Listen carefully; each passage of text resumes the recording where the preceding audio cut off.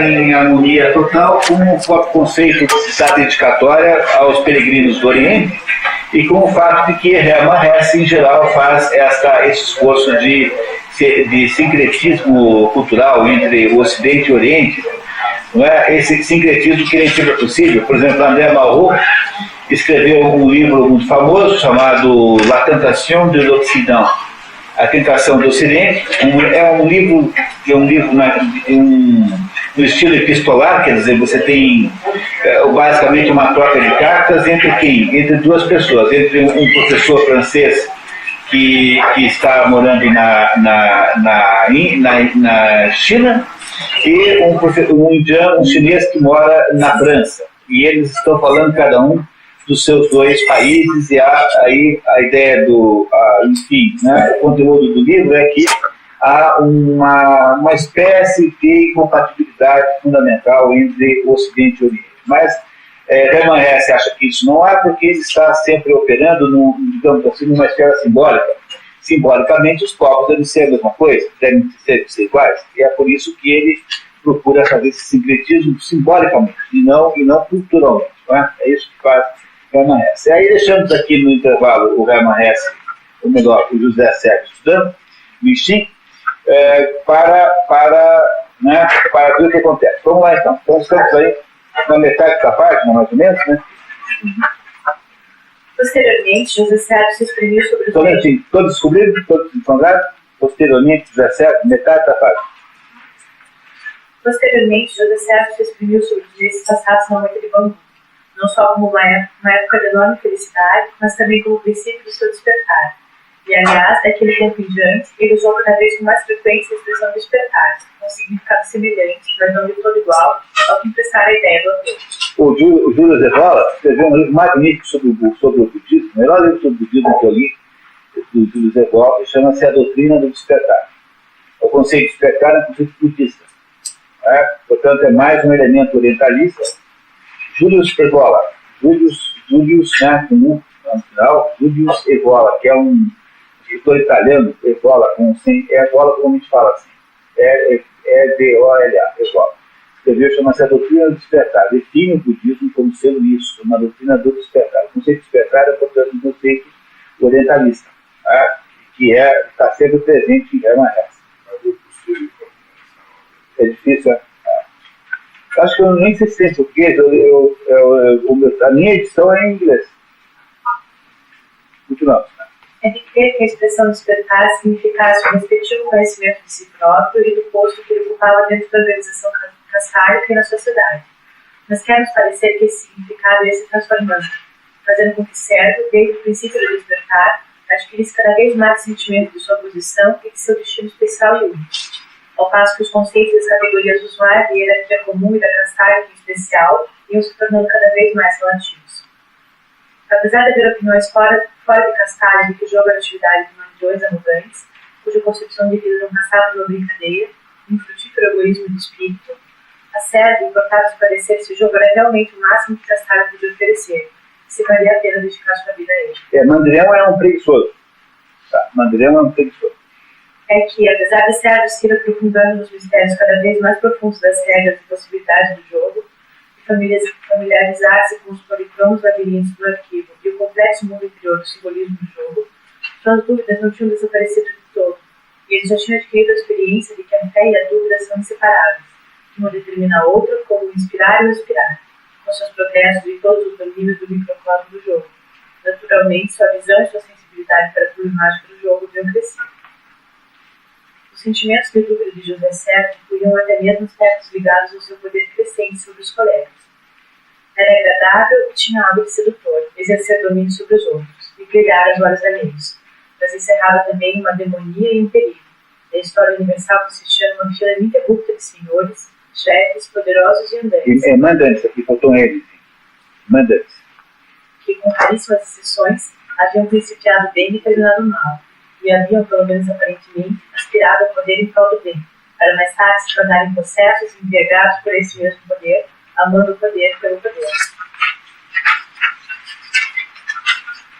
Cada vez mais, Sérgio preferia a vida de um erudito isolado. Daí a importância do jogo. Seria o jogo que ele mais levava a existir? Esse cérebro jogo havia começado há muitas gerações, como uma espécie de substitutiva da arte, e, pelo menos em teoria, estava em vias de transformar-se para as inteligências altamente evoluídas numa espécie de religião, uma possibilidade de concentrar-se, elevar-se e ter sentimentos devotos. Esse por aí que se travava em Serra uma velha luta entre a estética e a ética. Vocês reparam que em José Serra há uma dúvida, há uma série de perguntas que ele, no fundo, está fazendo. Ele está crescendo rapidamente na hierarquia de Castalida. No entanto, ele tem alguma dúvida. Alguma coisa nesse José Serra é resistente à própria ideia de Castalida. A ideia de que talvez devesse dar um salto, lembra do salto?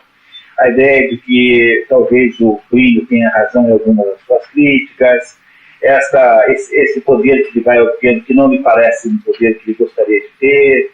Enfim, ele é um ascendente na hierarquia de Castalida, mas ao mesmo tempo é alguém que não está 100% convencido de que a Castalida é a fórmula certa. Repararam? Ele está, portanto, se debatendo espiritualmente com relação a isso. Ele não aceita jogo de poderes, né? Também esse é um problema, né? Ele já não aceitou antes de falar pelo método político.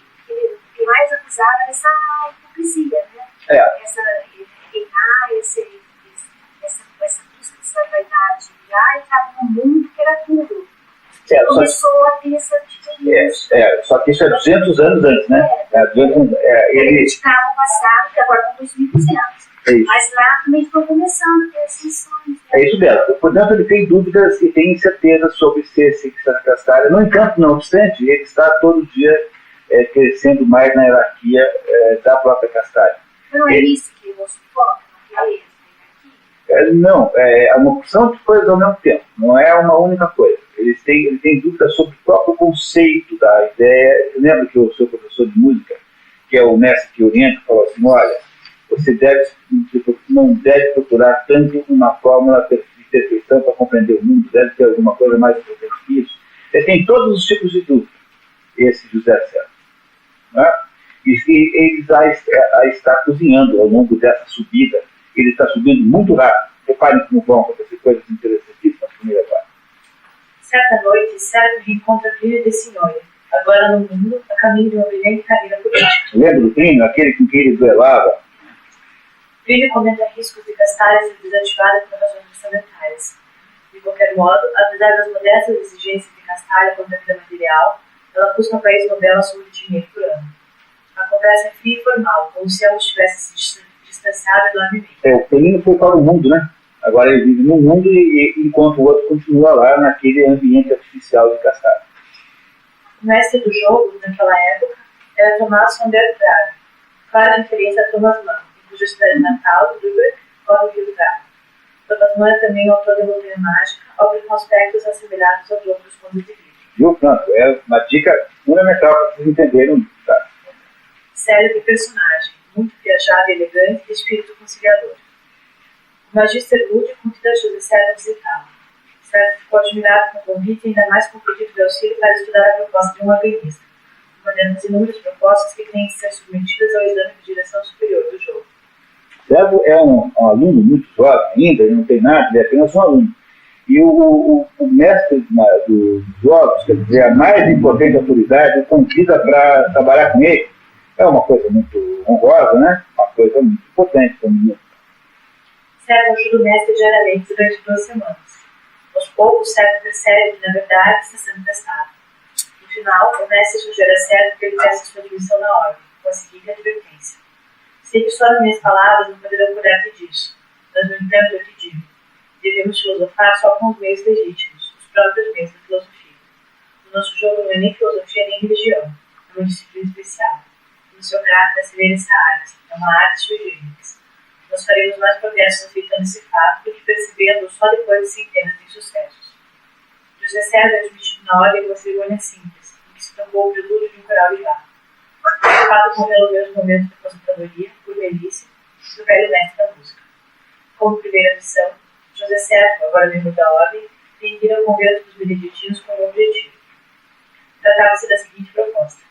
O convento de beneditinos Rochedo de Santa Maria, uma das instituições educacionais mais antigas do país, que mantinha com Castalho relações de amizade e a muitos desses se dedicavam aos jogos velórios, pedira que lhe mandassem por algum tempo um professor jovem para um curso de introdução ao jogo e também para incentivar o trabalho dos poucos jogadores mais adiantados do convento, pela escolha do magistério em cair sobre José Serra. Por essa razão, ele o havia examinado tão cuidadosamente e apressado sua admissão na ordem. O examinou quando pediu a ajuda dele para aquela empreitada de analisar lá o tal pedido do organista, né? Vocês lembram que em 2200 aqui, quando acontece isso, as únicas, digamos, linhas culturais que restaram foram a Igreja Católica e a Castalha. Portanto, o que agora ele fará é uma espécie de incumbência diplomática de visitar a linha litoral, a outra linha que sobrou lá nesse convento dos beneditinos, onde ele será profundamente influenciado. Prepare. 2 ordens. Como no episódio da primeira visita do mestre da música, José Serra não imaginava que ele estava mais um decisivo passo para elevar-se nos degraus da hierarquia. Antes de viajar, estava instruído no departamento político como Ministério do Exterior, no Ministério de Bois, sobre as regras de conduta dos irmãos da Ordem Exterior. A missão de Serra era organizar informações no interesse da nossa ordem de Castalha, sem que o rapaz precisasse ser espião e agir contra sua consciência. Antes de partir, Serra consulta o livro das metamorfoses. O livro das metamorfoses é outro nome para o estilo. De modo geral, o livro das mutações, tá? Outra tradução. Não, foi. Onde depara-se com o sinal livre, que significa o peregrino, acompanhado do conceito. Não é um conceito, é um oráculo, né? Depois eu vou botar o oráculo aqui, do oráculo. Obter resultado com insignificâncias. É de vantagem ou persistência para o peregrino. A última conversa de Serra foi com os regulares, sobre quem Serra fez influência significativa. O jovem belo dorme medido sobre o fato.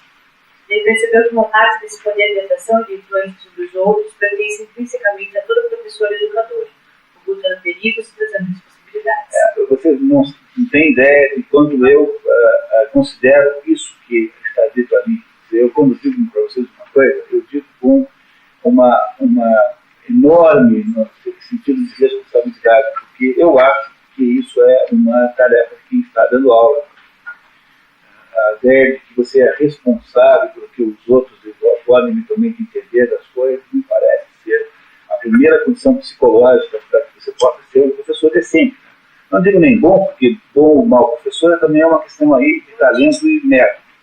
Mas eu digo, do seu ponto de vista moral, a condição mínima de honestidade intelectual é essa que o professor, de fato, precisa acreditar naquilo que está contando para as pessoas. Tem que ter essa noção de responsabilidade sobre o que está dizendo, que está claro aqui, dito aqui pelo próprio José Serra, como sendo um dos aprendizados que ele fez aí nesse processo. Continuamos, por favor. O convento Rochedo Santa Maria havia dado grandes contribuições para a história do Ocidente. Com relação à Castalha, o convento conservou sua expectativa, demonstrando mesmo certo desagrado, talvez em relação às diretivas de Roma relativas à questão. Era a primeira vez que Castalha punha à disposição do convento o professor do jogo das contas de vida da elite, por tempo determinado. Serve é tratado com muito respeito e se impressiona com a lentidão respeitosa com que todos ali se movimentavam. Como sua estadia parece sem objetivo, consulta o mestre Tomás e o próprio Magister Lúdio, e o próprio Magister Lúdio escreve pedindo que pareça dispor de menos ossos do que seus hospedeiros. Não, bom conselheiro, não pareça menos ocioso do que os seus hospedeiros. Faça alguma coisa. Aos poucos, José Serra começa a desconfiar de que havia se mandado ali menos para ensinar do que para aprender. De fato, justamente quando ele julgou ter percebido isso, sua autoridade envolveu um notório súbito, e consequentemente sua autoconsciência, porque apesar dos encantos e das vantagens de seu papel de visitante, por vezes a permanência ali dera a impressão de um degredo. No convento do Chico Santa Maria, José Serra encontrou o homem em que conservou todas ele um humor grato e respeitoso, só comparável ao que dedicou ao velho mestre da música. Padre Jacobus, clara menção a Jacob Burckhardt, o importante historiador e filósofo da cultura suíço. O mais competente historiador da ordem dos beneditinos. Serve convidado para visitar o padre em seus aposentos, onde, ao chegar, escutou tocando uma sonata de Púlsar. Para o padre Jacobus, Castalha e sua ordem passavam de uma imitação das congregações cristãs e, no fundo, uma imitação sacrílega, já que a ordem castálica não tinha profundamente nenhuma religião, nem em Deus ou igreja. Então, embora tenham sobrado apenas duas coisas, que é a Igreja Católica e a Castalha, de acordo com o padre Jacobus, né, que é uma pessoa importante ali naquele convento, Castalha é só uma brincadeira, porque aquilo lá não tem valor nenhum, é apenas um divertimento de homens adultos, né? Mas que não tem nenhum sentido além disso. O velho padre comenta os antigos cismas protestantes e, em certa medida, elogia alguns de seus aspectos e líderes, sobretudo João Augusto Benio. Ele quer dizer o seguinte, que esse negócio da Castalha é apenas uma cisma, como é o luteranismo do cristianismo, do catolicismo. E começa uma conversa sobre antigas cismas protestantes. Johann Albert Benio, um teólogo suado, é um dos criadores do movimento pietista. Ao saber que Sérgio já o conhecia, o padre exclama: talvez seja mais estranho ainda que esse protestante suado tenha conseguido ingressar quase ao mesmo tempo com o padre beneditino no jogador da Veloz Castalho. Sérgio diz que considera Benio um dos precursores e maiorais secretos do nosso jogo, porque antes de seus estudos bíblicos, Benio havia tentado coordenar e resumir uma enciclopédia todos os saberes de sua época, simétrica e sinopticamente, em direção ao centro. Isso é o que o jogo da Veloz também faz. Suas conversas às vezes se estendiam, transformando-se em verdadeiras discussões, ataques e justificações. E no começo foi o padre Jacobus quem se mostrou mais agressivo. Quanto mais reconhecia o espírito de seu jovem amigo, tanto mais sentia pena de saber que esse jovem tão prometedor não gozava da disciplina de uma educação religiosa, e sofria a influência da disciplina ilusória de uma espiritualidade intelectual e estética. Tudo que ele criticava no modo de pensar de Sérgio, ele atribuía a esse espírito moderno castário, sua falta de realismo, seu pendor para abstração consequente. Não é interessante isso, né? Ou seja, aquilo lá que parecia tão inteligente aos castários parece aos olhos do padre beneditino apenas uma brincadeira, uma espécie de divertimento, né? Como se diz em italiano, uma espécie de jogo, né? Como em vez de jogar banco imobiliário, se fica jogando o jogo das contas de vida. E que isso, no fundo, está dissociado de alguma coisa. Tem uma autonomia que é justamente o seu mal. É isso? Pois não, Natália. Por fala que a disciplina ilusória da espiritualidade intelectual estética não está tentando dar uma crítica ao Oriente. O Castalha em relação ao Oriente, quando comparado com o cristianismo. Cuidado que Castalha é um fenômeno ocidental, não é um fenômeno oriental. Tá? É ocidental, só tem no Ocidente. É criado entre a França e a Alemanha, tipicamente ocidental. Não é? Ele está fazendo, na verdade, está colocando na nossa cabeça a seguinte dúvida: será que esse negócio não é, afinal de contas, apenas uma brincadeira fútil? Essa vida voltada para decifrar a simbologia geral de todas as coisas? Será que isso, no fundo, não é apenas uma espécie de perda do sentido fundamental das coisas? É isso que eu quero que está duvidando de Castalho. As restrições do padre Jacobus iam mais longe. Os senhores se ocupam da história universal como matemática ou matemática. Nela só há regras e fórmulas, mas nenhuma realidade, nem bem nem mal, nem uma espécie de tempo, nem um ontem ou amanhã. Apenas uma atualidade matemática, eterna e plana. Isso que sempre se fez, os filósofos da história sempre fizeram isso, né? Quer dizer, a ideia de que a história pode ser descrita por fórmulas, como, por exemplo, Augusto Conte tem uma fórmula, como, por exemplo, Karl Marx tem uma fórmula, como, por exemplo, Hegel tem uma fórmula. Essas são as três filosofias da história mais fortes, digamos assim. Não é? Essa ideia de que a história pode ser encapsulada no modelo matemático, simbolicamente compreensível, quando, na verdade, diz ele, padre Jacobus, né? A história é uma coisa aberta e, portanto, você não sabe o que Deus vai fazer. Logo, a possibilidade da história ser incompreensível é altíssima. Porque como a história não acabou ainda, como é que você vai poder como é que você acha que pode simbolizar a história de modo definitivo? Não dá. A história está sempre aberta porque a vontade de Deus continua funcionando e ela pode simplesmente destruir todas as possibilidades, todas as tendências que você possa ter nela. Para que nós pudéssemos ter uma filosofia da história que funcionasse de verdade, seria necessário que nós tivéssemos conhecimento de toda a estrutura da linha histórica, ou seja, nós conhecêssemos o fim do mundo. Como nós estamos na história por um período muito pequeno, a nossa entrada nela acontece num ponto e desacontece dali a 70, 80, 90 anos, tá? Algumas pessoas um pouco mais, e de que modo é que nós podemos afirmar que conhecemos a estrutura fundamental da história? É isso que o padre Jacobus está dizendo para o Castalho, como o José César, que tende a tentar transformar a história também numa fórmula simbólica. É isso que ele diz, que isso não pode ser feito. Ele está dizendo, na verdade, que há uma imperfeição na linha histórica que talvez não seja nunca, ou que nunca possa ser simbolizada de modo harmônico. Não é? Sempre quando eu lembro de perfeição e imperfeição, automaticamente me vem à cabeça a Catedral de Chartres, que é uma das coisas mais bonitas que você pode ver, que fica perto de Paris e que tem duas torres desiguais. A desigualdade das torres da Catedral de Chartres é o maior de todos os feitos góticos, me parece, do medievo, para mostrar que, junto com a absoluta simetria, é possível também convívio de uma total assimetria caótica, porque essas coisas nunca podem ser evitadas. É o sentido simbólico da Catedral de Chartres. Continuamos.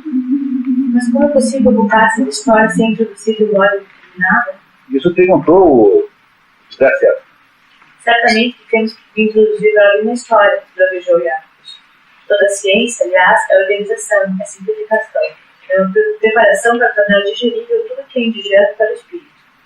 Nós precisamos conhecer algumas leis da história e procuramos levá-las em consideração ou conhecer a verdade histórica.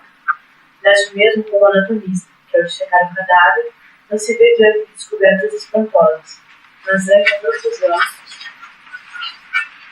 de órgãos, músculos, tendões e ossos, julga encontrar debaixo da epiderme o esquema preparado por ele próprio. Olha só, ao dissecar o cadáver, não conta coisas espantosas, porque ele havia previamente estabelecido um modelo, e tudo que ele vê, ele encaixa naquele modelo. Isso é absolutamente o contrário do conhecimento humano, porque o conhecimento humano nunca, jamais é igual a você botar o mundo na sua cabeça. O conhecimento humano só acontece quando você faz o contrário, que é enfiar a cabeça no mundo. Portanto, a ideia de aprisionar a história num modelo pré-concebido do qual você não sai, fica essa coisa ridícula, que até mesmo você tem que explicar as relações sexuais pela ótica marxista. Se você for marxista, se você for um kantiano positivista, você vai explicar a vida sexual pelos critérios positivistas. Se você for um não sei o quê, você entendendo como o mundo fica ridículo desse jeito, toda vez que você cria um modelo, que é, afinal de contas, uma leitura simbólica do mundo. Você faz o quê? Você aí é obrigado a explicar todo mundo a partir daquilo e fará as conclusões mais descabidas e ridículas que alguém pode aparecer. Olha, a grande obra filosófica política que explica isso aqui, que é a obra fundamental para quem se interessa de filósofo político, é a obra do Eric Fögel, que escreveu, entre outras coisas, uma série de livros chamado Order and History, Ordem e História, em que ele faz toda essa análise de diversos estudiosos da história, todos os seus enganos terríveis, todas as desgraças que acabaram advindo desses enganos. É um livro, é uma obra maravilhosa, magnífica, está sendo lançada no Brasil aos poucos pela Realizações de São Paulo, Ordem e História. Há diversos volumes. Tem um sobre o mundo romano, um sobre o mundo grego, um sobre... tem um chamado Israel, a Revelação, sobre a cultura judaica nisso. Ou seja, a compreensão da história é uma compreensão dificílima, porque a história não acabou. Como é que você pode afirmar alguma coisa sobre alguma coisa que está ainda em curso? Você só pode afirmar quem ganhou o jogo quando há o apito final. Só que o apito final dessa desgraça chamada história não vem nunca. Pois é. Não é isso? Compreenderam isso? O que é que o padre Jacobo está dizendo para a crítica que está fazendo para a Cascalha? Continuando, por favor, vamos lá. Mas quando o anatomista só vê o seu esquema, desprezando a realidade individual e única... Olha só, mas quando o anatomista só vê o seu próprio esquema, desprezando a realidade individual e única do seu objeto... Não passa de um castalho, um jogador metodológico, que está empregando a matemática no menos apropriado dos objetos. Admito que quem estuda a história pode ter crença infantil e comovente no poder organizador do nosso espírito e do método em si, mas deve, além disso, respeitar a incompreensível verdade, a realidade e a originalidade do mundo. Quem chegou ao máximo nesse engano, nesse erro, é Hegel. O modelo hegeliano é de todos o mais sofisticado. Ele dará origem depois ao modelo marxista. Mas Hegel é o maior de todos os confusos nessa história. Nenhum outro pesquisador foi capaz de tão bem não entender nada. Entendeu? Hegel é o sujeito que melhor não entendeu o problema. Entendeu? É o sujeito que faz a maior confusão relativa de todas. Hegel, que é alguém que certamente que Hermann Hesse não gosta nem um pouco, né? Certamente. Mas continuamos, vamos lá. Estudar história, meu caro, não é uma brincadeira, nem uma ocupação infantil e irresponsável. Estudar história requer conhecimento prévio e que com esse estudo se almeja algo impossível de atingir, todavia necessário e importantíssimo. Estudar história significa integrar-se ao caos, conservando a crença na ordem e no sentido. Olha que genial isso, pessoal. Integrar-se ao caos, porque a história é caos. Mas, ao mesmo tempo, você precisa acreditar que alguma ordem há, porque as coisas têm que estar unificadas no mesmo lugar. O problema é que essa ordem é uma ordem tão distante de você e tão inacessível que talvez ela seja inalcançável. Mas deve haver alguma inteligência por trás das coisas em última análise. Mas isso, como essa inteligência organizou, é que você não sabe. Entendeu? Não adianta você dizer como o Augusto Conte, que tem lá a fase mítica, depois tem a fase metafísica e agora tem a fase positiva. Porque isso é uma simplificação ridícula. Não dá para você acreditar nem no disso. É bobagem. Do ponto de vista filosófico, uma infantilidade total. Portanto, é isso que ele está dizendo. É uma tensão extraordinária entre a necessidade de haver algum sentido e, ao mesmo tempo, a incompreensibilidade geral das coisas. Se você não consegue viver dessa tensão, você não será um bom historiador. O que ele quer dizer é que Castalho, ao tentar simbolizar tudo, vai tentar simbolizar a história e vai tentar prender a história dentro de algum símbolo. E é isso que não dá para fazer. As exceções que esse padre faz para a história são muito importantes, muito interessantes. É uma tarefa muito séria, rapaz, talvez mesmo trágica. Não quero citar a Santa Madre Igreja, porque para nós crentes ela está acima de qualquer discussão. O resultado de congregações como as dos beneditinos, dos dominicanos e mais tarde dos jesuítas, etc., existiram muitos séculos. E após todos esses séculos, apesar de haverem passado por diferentes formas de evolução, corrupção, adaptação e domínio, terem conservado sua parte, sua voz, suas atitudes e sua alma individual, esse é para mim o fenômeno mais notável e respeitável da história. Por que isso ficou? Como é que isso sobrevive? Há alguma coisa que sobrevive. E por que isso é assim? Ninguém explica, mas isso é incrivelmente importante. Com o passar dos tempos, José César vai se adaptando à vida de um convento. Fundou um pequeno grupo de estudantes do jogo das contas de livro. A amizade de César com Jacob é o fato mais importante daquela longa estadia. O próprio padre passou a considerar possível a amizade e aliança futura dessas duas ordens de idades tão semelhantes. O narrador da obra só não consegue nos informar se José César tornou-se cristão. Esse foi o caso em que gravou. E aqui há uma ironia, uma piada divertidíssima, né? No fundo, o que Hermann Hesse está dizendo é que ele se tornou em cristão. Agora, exatamente em que grau o Jacobus faz a conversão do José César, mas que é a conversão do Hermann Hesse, de alguma maneira. Só que ele não anuncia isso, porque ele não é alguém que anunciaria isso, mas aqui há uma espécie de ironia profunda na própria situação do próprio Hermann Hesse. A missão. José César fica no convento durante 2 anos. Tinha 37 anos. Chega a hora para voltar à cela silvestre. Na despedida, sentiu o quanto o padre Jacobus a visita agora insubstituível. Antes de chegar ao seu destino, o jovem Castalho foi visitar em Monte Porto o velho mestre da música, agora decano da música. Ele disse: ouvi dizer que tu te transformaste numa espécie de diplomata. Completa com essa advertência. Não é uma linda tradição, na verdade, mas parece que são satisfeitos contigo. Podes pensar o que quiseres sobre isso. Mas acaso tu não te deixares levar pela verdade de que deve permanecer para sempre nessa profissão, reflita bem, José. Achei que era empenhar-te. Defende, tu tens o direito de fazer. Não me perguntes nada. Não direi nenhuma palavra mais. Tu hás de ver. O velho mestre está dizendo: cuidado, querendo pegar você e querendo botar você num esquema. Vão te aprisionar na burocracia. Veja lá o que vai fazer. Adverte o aluno, né? O mestre da música já está aposentado a essa altura, né? E adverte o aluno contra os perigos daquela situação. Os superiores de Sérgio estavam contentes com ele.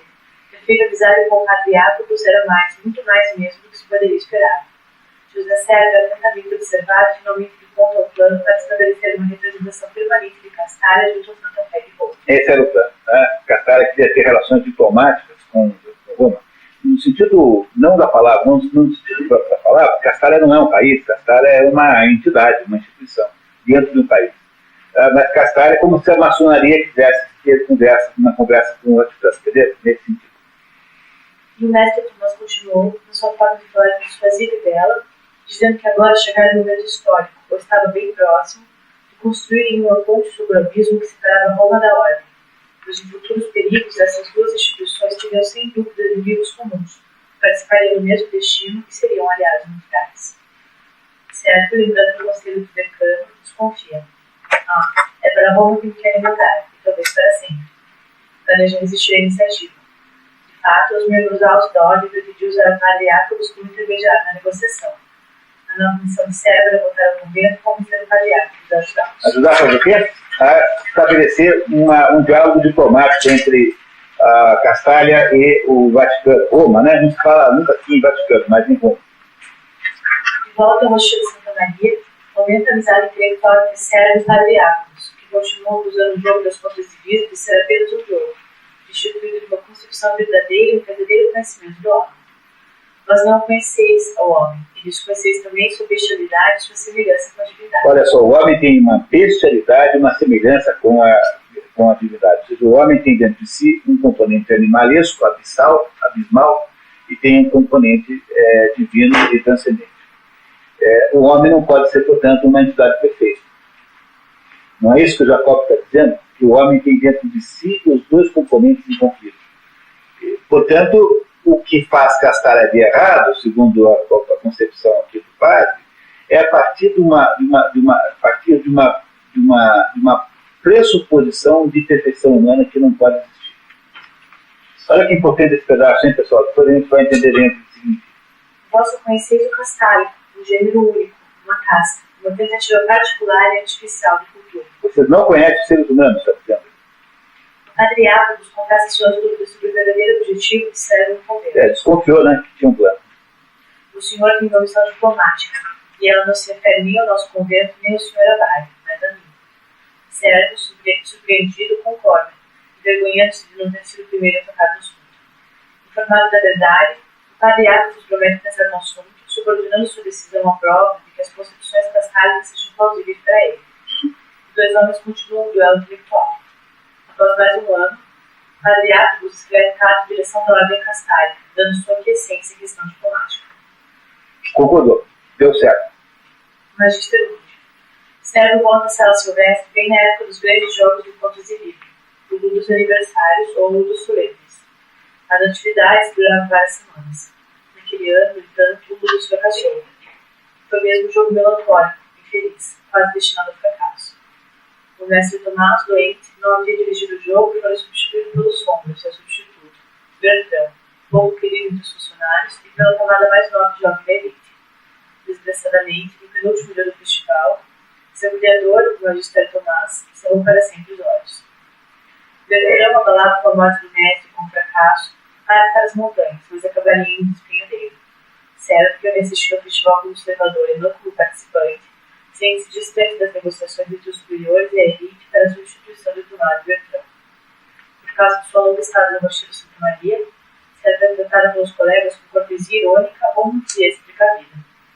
No entanto, para sua surpresa, seu amigo Tristebulares comunica-lhe que seria ele o escolhido para mestre do jogo das contas de vida. Pronto, mais um negócio que caiu no colo dele, né? Ele não faz nem um esforço político e está sempre caindo no colo dele uma ascensão rápida na direção do topo da organização. Ser o mestre dos jogos é uma enorme e extraordinária honra, porque ele participará quase do grupo dirigente de Castalha. Entre outros, falar a favor dele o velho mestre da música. José tinha apenas 40 anos, muito pouco em relação aos seus antecessores. Alguns dias depois, a direção da ordem parecia passar sua nomeação. A investidura é feita por presença da alta direção da ordem. O decano da música comparece. No cargo. Já no cargo, serve faz o discurso de encerramento de uma festividade e alerta a comunidade cascálida sobre o perigo do jogo entrar em descrédito e desvalorização dentro de nossa casa, já que para o mundo externo, o jogo das contas de vidro vinha perdendo sistematicamente relevância. Insiste com os ouvintes. E como o jogo é o coração e o ânimo de Castalha, igual sonho do que é mais interior e vivo em nossa colônia, sois, portanto, com toda a propriedade, o sal da província, seu espírito e sua inquietude. Lemos presente de que Castalha senta-se no estudo sobre o princípio da objetividade, amor e verdade, e na contemplação sobre o motivo da sabedoria e da harmonia, contando seu discurso como uma recomendação. Com isso, mistério ainda uma outra educação além do intelectual e nos subordinados à moral da ordem, não para reduzir nas atividades espiritual consciente a uma atividade vegetativa e onírica, Antes, pelo contrário, para sermos capazes de grandes prêmios espirituais. Não devemos fugir da vida ativa para a vida contemplativa, nem vice-versa, transvariando entre as duas. Está sempre a caminho, na indústria da nossa morada, participar de ambas. Bom, aqui tem um negócio de uma importância gigantesca. Não é? A vida de Castalho é uma vida contemplativa, não é? E ele acha que é uma outra vida chamada ativa e que Castalho se distancia sistematicamente. E ele então faz um dos seus discursos inaugurais como Magister Lute, como o chefe dos jogos, né? O mestre dos jogos, uma ligação desse tamanho, dizendo que Castalho comete um erro fundamental. Não sei se vocês estão lembrados, mas essa aí é o dilema bíblico entre Maria e Marta, aquelas duas irmãs de Lázaro, que são analisadas sob esse ponto de vista. Maria é contemplativa, Marta é ativa.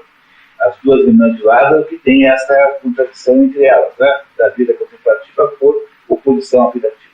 O significado disso depois a gente discute. Tá? Vamos só entender que esse ponto é muito importante e relevante para a compreensão do sentido da obra. À medida que ganham confiança, servem atingindo camadas sempre mais remotas e elementares do corpo discente. Além da elite, serve como os funcionários do arquivo.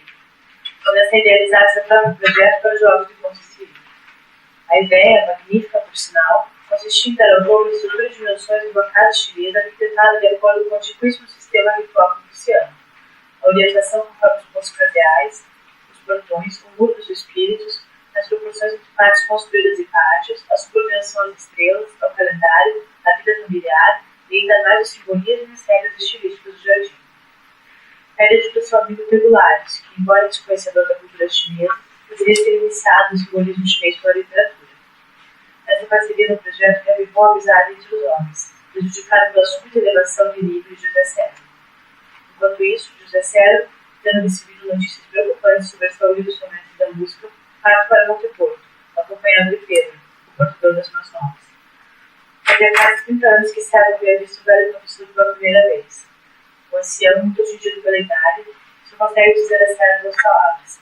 Tu te acusa, José, pronunciando palavras com certa dificuldade, como se ele há muito tempo não usasse mais os lábios para falar.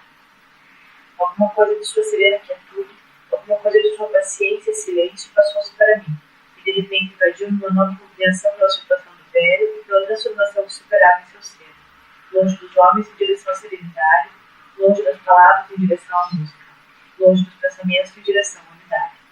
Compreendi o que era concedido contemplar, somente então compreendi esse sorriso, esse esplendor. Era um santo eu perfeito que me havia permitido por uma hora participar de seu brilho e que eu, ignorante, quisera distrair, privar de perguntas e seduzir por uma conversação. Graças a Deus que a luz não brilhou tarde demais. Ele poderia ter me despedido e me cruzado para sempre. Eu teria perdido assim a evidência mais notável e sublime de minha existência. Para Sérgio, a transfiguração do velho mestre poderia equivaler à santidade religiosa, estranha aos cânones da Castalho, mas era mais a personificação da própria música. Ou seja, de alguma coisa nesse homem, né, que é um sábio, era de fato transcendente. A descrição do mestre nesses momentos assim, digamos, de final de vida é absolutamente emocionante. É lindíssimo isso, literariamente falando, é muito bonito, vale a pena ler o livro só por causa disso. Morreu, vai mostrar aí a morte, né, com mais uma música que o ajudava. Os dois polos. O jogo anual, o jogo da canta chinesa, como até hoje é conhecido, não raro citado, justificou os esforços de Sérgio, do amigo, e trouxe a Castalho e a direção a confirmação de que a escolha de Sérgio, para cargo tão elevado, havia sido sumamente feliz. O sucesso daquele ano, o primeiro sob a direção de Sérgio, reparou a grande perda e fracasso sofrido no ano anterior. Ao final do jogo, Sérgio comenta com Pergolares: podemos estar contentes. Sim, Castalho e os jogos da Velório são coisas maravilhosas, próximas da perfeição absoluta. Porque elas estão perto demais dessa perfeição, são belas demais. São tão belos que apenas podemos contemplá-las sem que temamos por elas. Ninguém gosta de pensar que elas, como tudo neste mundo, devem um dia passar. E contudo é preciso pensar nisso. Ou seja, há alguma coisa em Castalho que não pode ser eterna. Ou seja, a perfeição que os jovens atingiram naquele ano, sob a direção de José Sérgio, é de alguma maneira enganosa sobre a possibilidade de existência permanente de Castalho. Há ali alguma coisa que ninguém enxerga, que é uma uma espécie de fraqueza nessa extraordinária beleza. Alguma coisa errada nisso. Tá? Vamos esperar para ver como é que isso vai. Embora enigmática, esta afirmação harmoniza-se com a ideia de Sérgio de promover não o encapsulamento e isolamento de Castalho, mas uma composição e confrontação com o mundo exterior.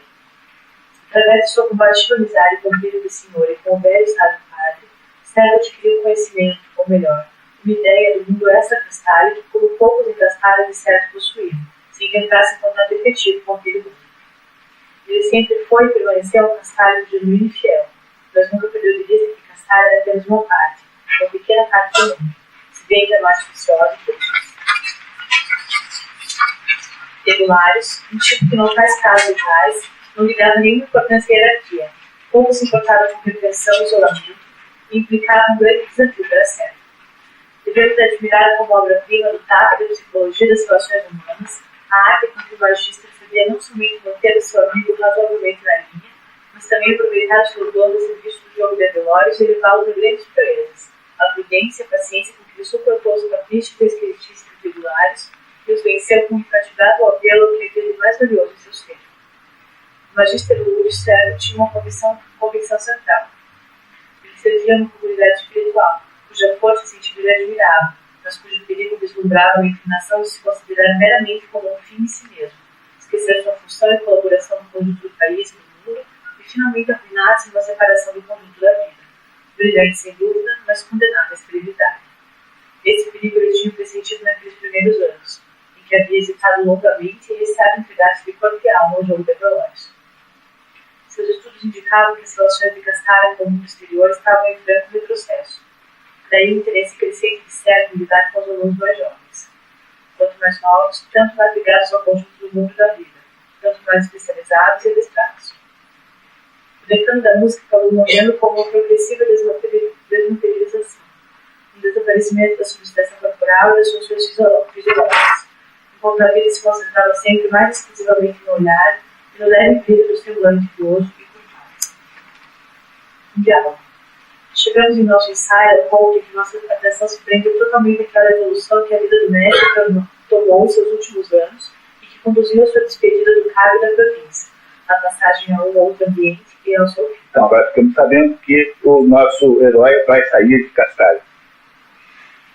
Sérgio tinha chegado ao alto cargo que ocupava quase contra a vontade, sem ambição e esforço, pois uma vida de erudito, desconhecido, independente, isento de quaisquer obrigações do ofício, teria correspondido bem melhor a seus desejos. José Sérgio reencontra Plínio de Senhor, que visitava a ordem e missão oficial. Sérgio não o reconhece imediatamente e se envergonha.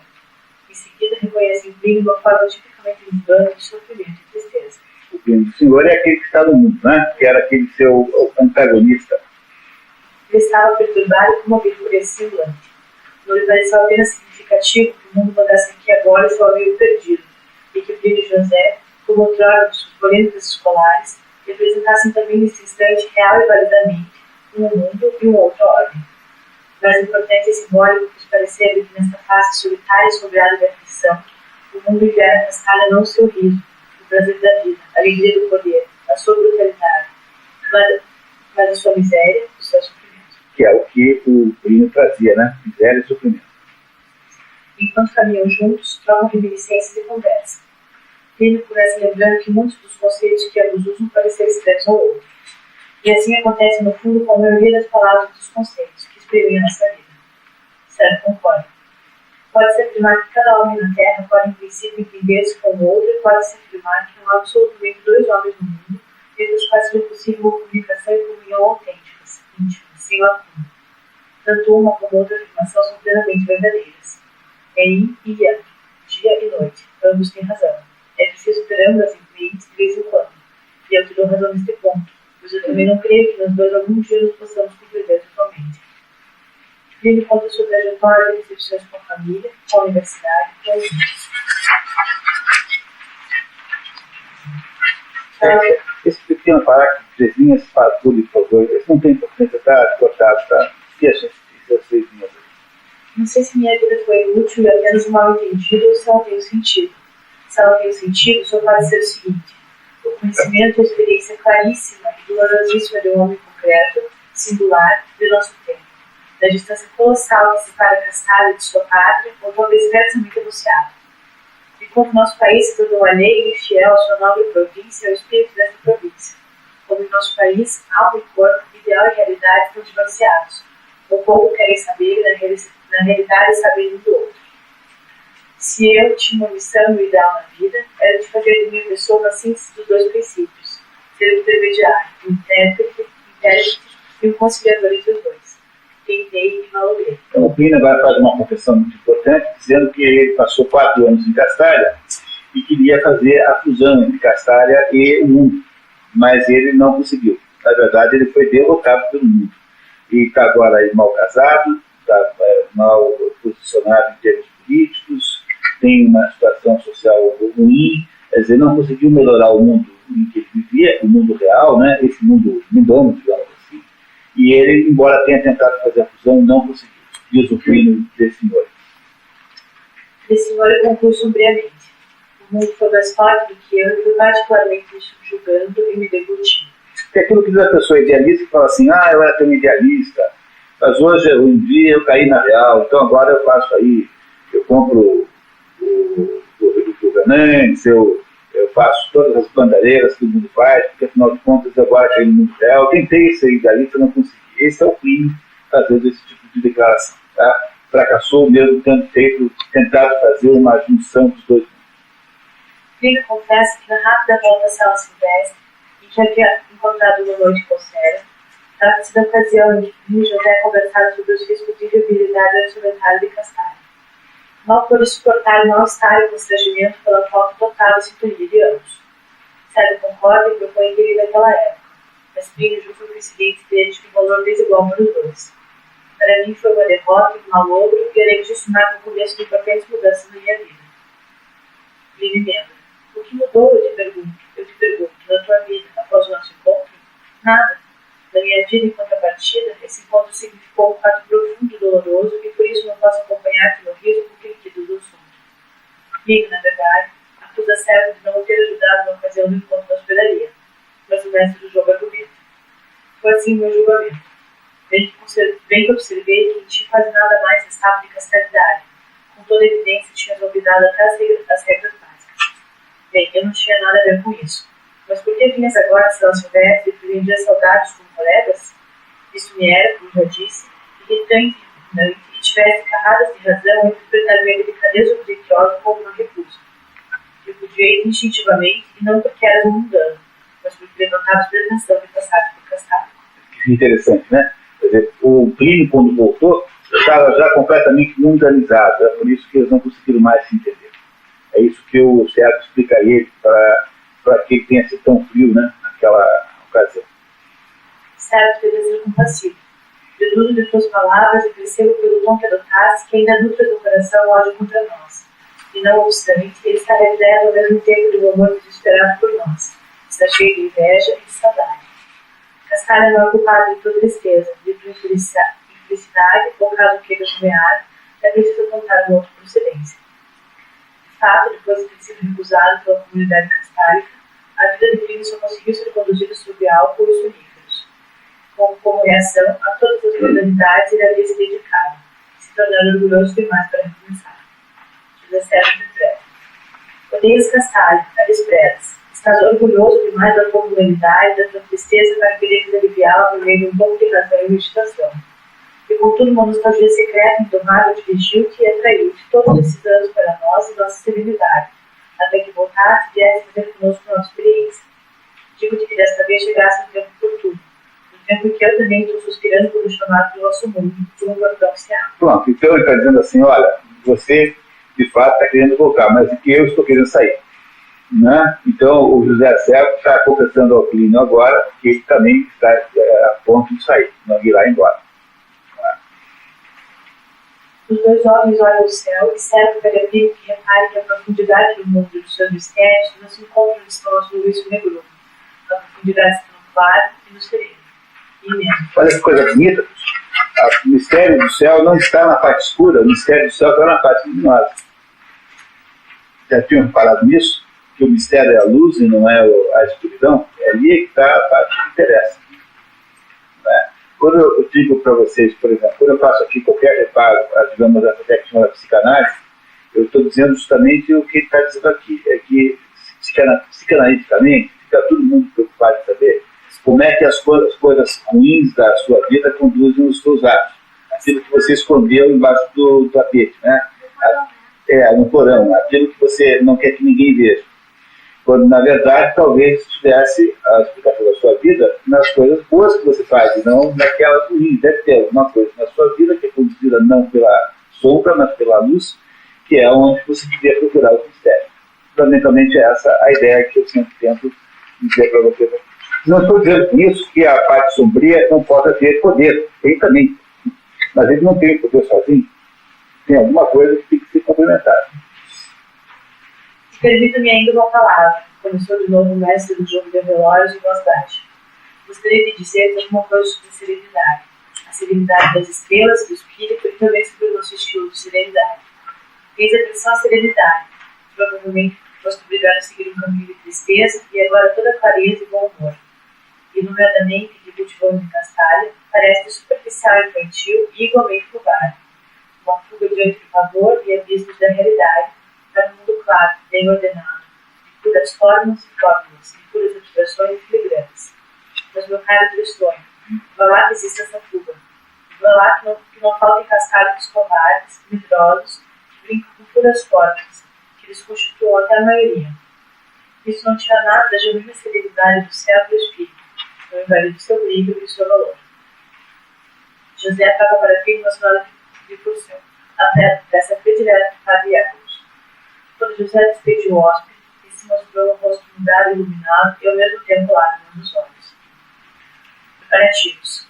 Certo conseguirá romper o gelo entre ele, o de senhor e de senhor, né? E, tem um errinho aqui, não é o E. Certo conseguirá romper o gelo. O senhor se encerrado no intercâmbio e relacionamento vivo e restaurador para anos.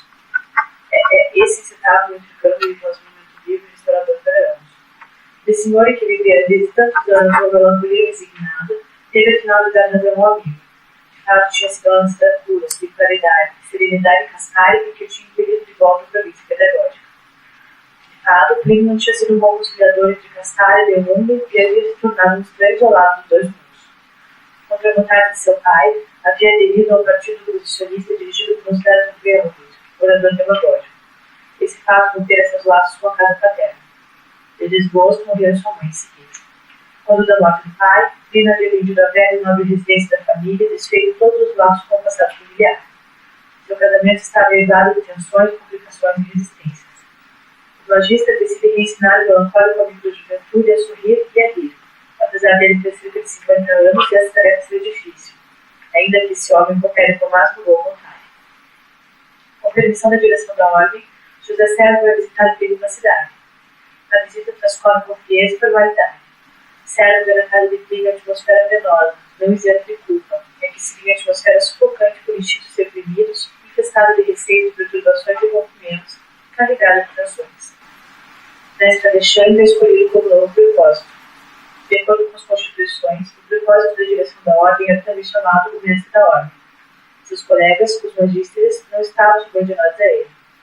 Mas essa subordinação existia por causa da tradição, segundo a qual o mestre da ordem presidia as sessões das autoridades superiores. Na verdade, aquilo é dirigido por um colegiado, do qual há um chamado mestre da ordem, que, embora não mande nos outros, é uma espécie de coordenador, tem assim alguma autoridade. É a sua autoridade? Sua autoridade era tanto maior quanto mais meditativa e monástica se tinha tornado a ordem nas últimas décadas. É escusado dizer que essa autoridade se limitava aos quadros de hierarquia da província. Na direção geral do ensino, o propósito da ordem e o mestre do jogo de relógios tinham se tornado mais e mais os expoentes e representantes do espírito cascário. A disciplina espiritual meditativa e o jogo de relógios eram indubitavelmente para cascários bens característicos, em comparação com as antiquíssimas disciplinas herdadas de épocas pré-cascáricas, como gramática, astronomia, matemática ou música. Gramática trivium, astronomia quadrivium, matemática quadrivium e música quadrivium.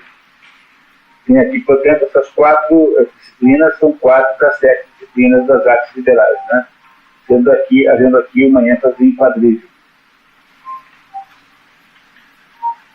Em José Sérgio cresce a tendência de renunciar tudo isso e de romper numa outra, numa nova esfera de vida. Dar aquele salto, lembra que ele dizia para o seu professor de música lá no início, há 30 anos, né? Dizia, mudar o salto. Essa tendência, no entanto, continuou a desenvolver-se irresistivelmente.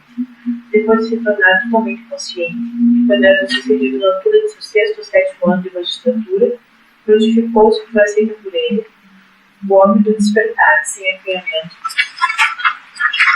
na sua vida e no seu pensamento consciente. Desde esse tempo, creio que podemos afirmá-lo, o pensamento de sua próxima despedida do cargo e da província lhe era familiar. Os colóquios subsequentes com o senhor, o desejo de certo, depois de então forma de vida e usar o salto numa nova direção, tomou a categoria de uma decisão. Essa vírgula aí está errada, pessoal. Tá? Essa vírgula não existe, tá? A gente tomou um errinho. José Sérgio torna regulares conhecedor de sua decisão e pede ajuda. Na medida do possível, ele queria, de vez em quando, como fez com o filho, não somente introduziu a sua problemática, mas fazer dele também colaborador e auxiliar, se não real, pelo menos imaginário, já que a atividade ajuda a encarar com mais facilidade todas as situações. Certo tem o eminente declínio da estrutura de Castalho, regular de família. A função dele seria elaborar as autoridades e a exposição e explanação de todas as razões que lhe sugeriam a demissão do cargo. O vestibular fará uma pesquisa com a qual o SEAD pretende justificar a sua saída do cargo. A saída do cargo é muito difícil, porque é uma entidade iniciática, mais ou menos uma espécie de maçonaria. Portanto, ele terá agora de argumentar muito fortemente para que a direção da ordem libere do seu cargo. Sérgio, de antemão, esperava que o pedido fosse recusado.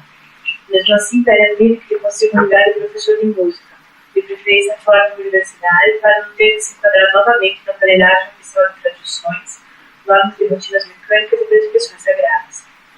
Plínio convida Sérgio para ser preceptor de título. Seu filho, que não ia bem na escola, e havia sido criado com o privilégio de filho único, sob proteção excessiva da mãe. Tudo parecia funcionar. Deste modo, José Sérgio sabia que seus amigos, cada qual à sua maneira, se ocupavam com seu problema.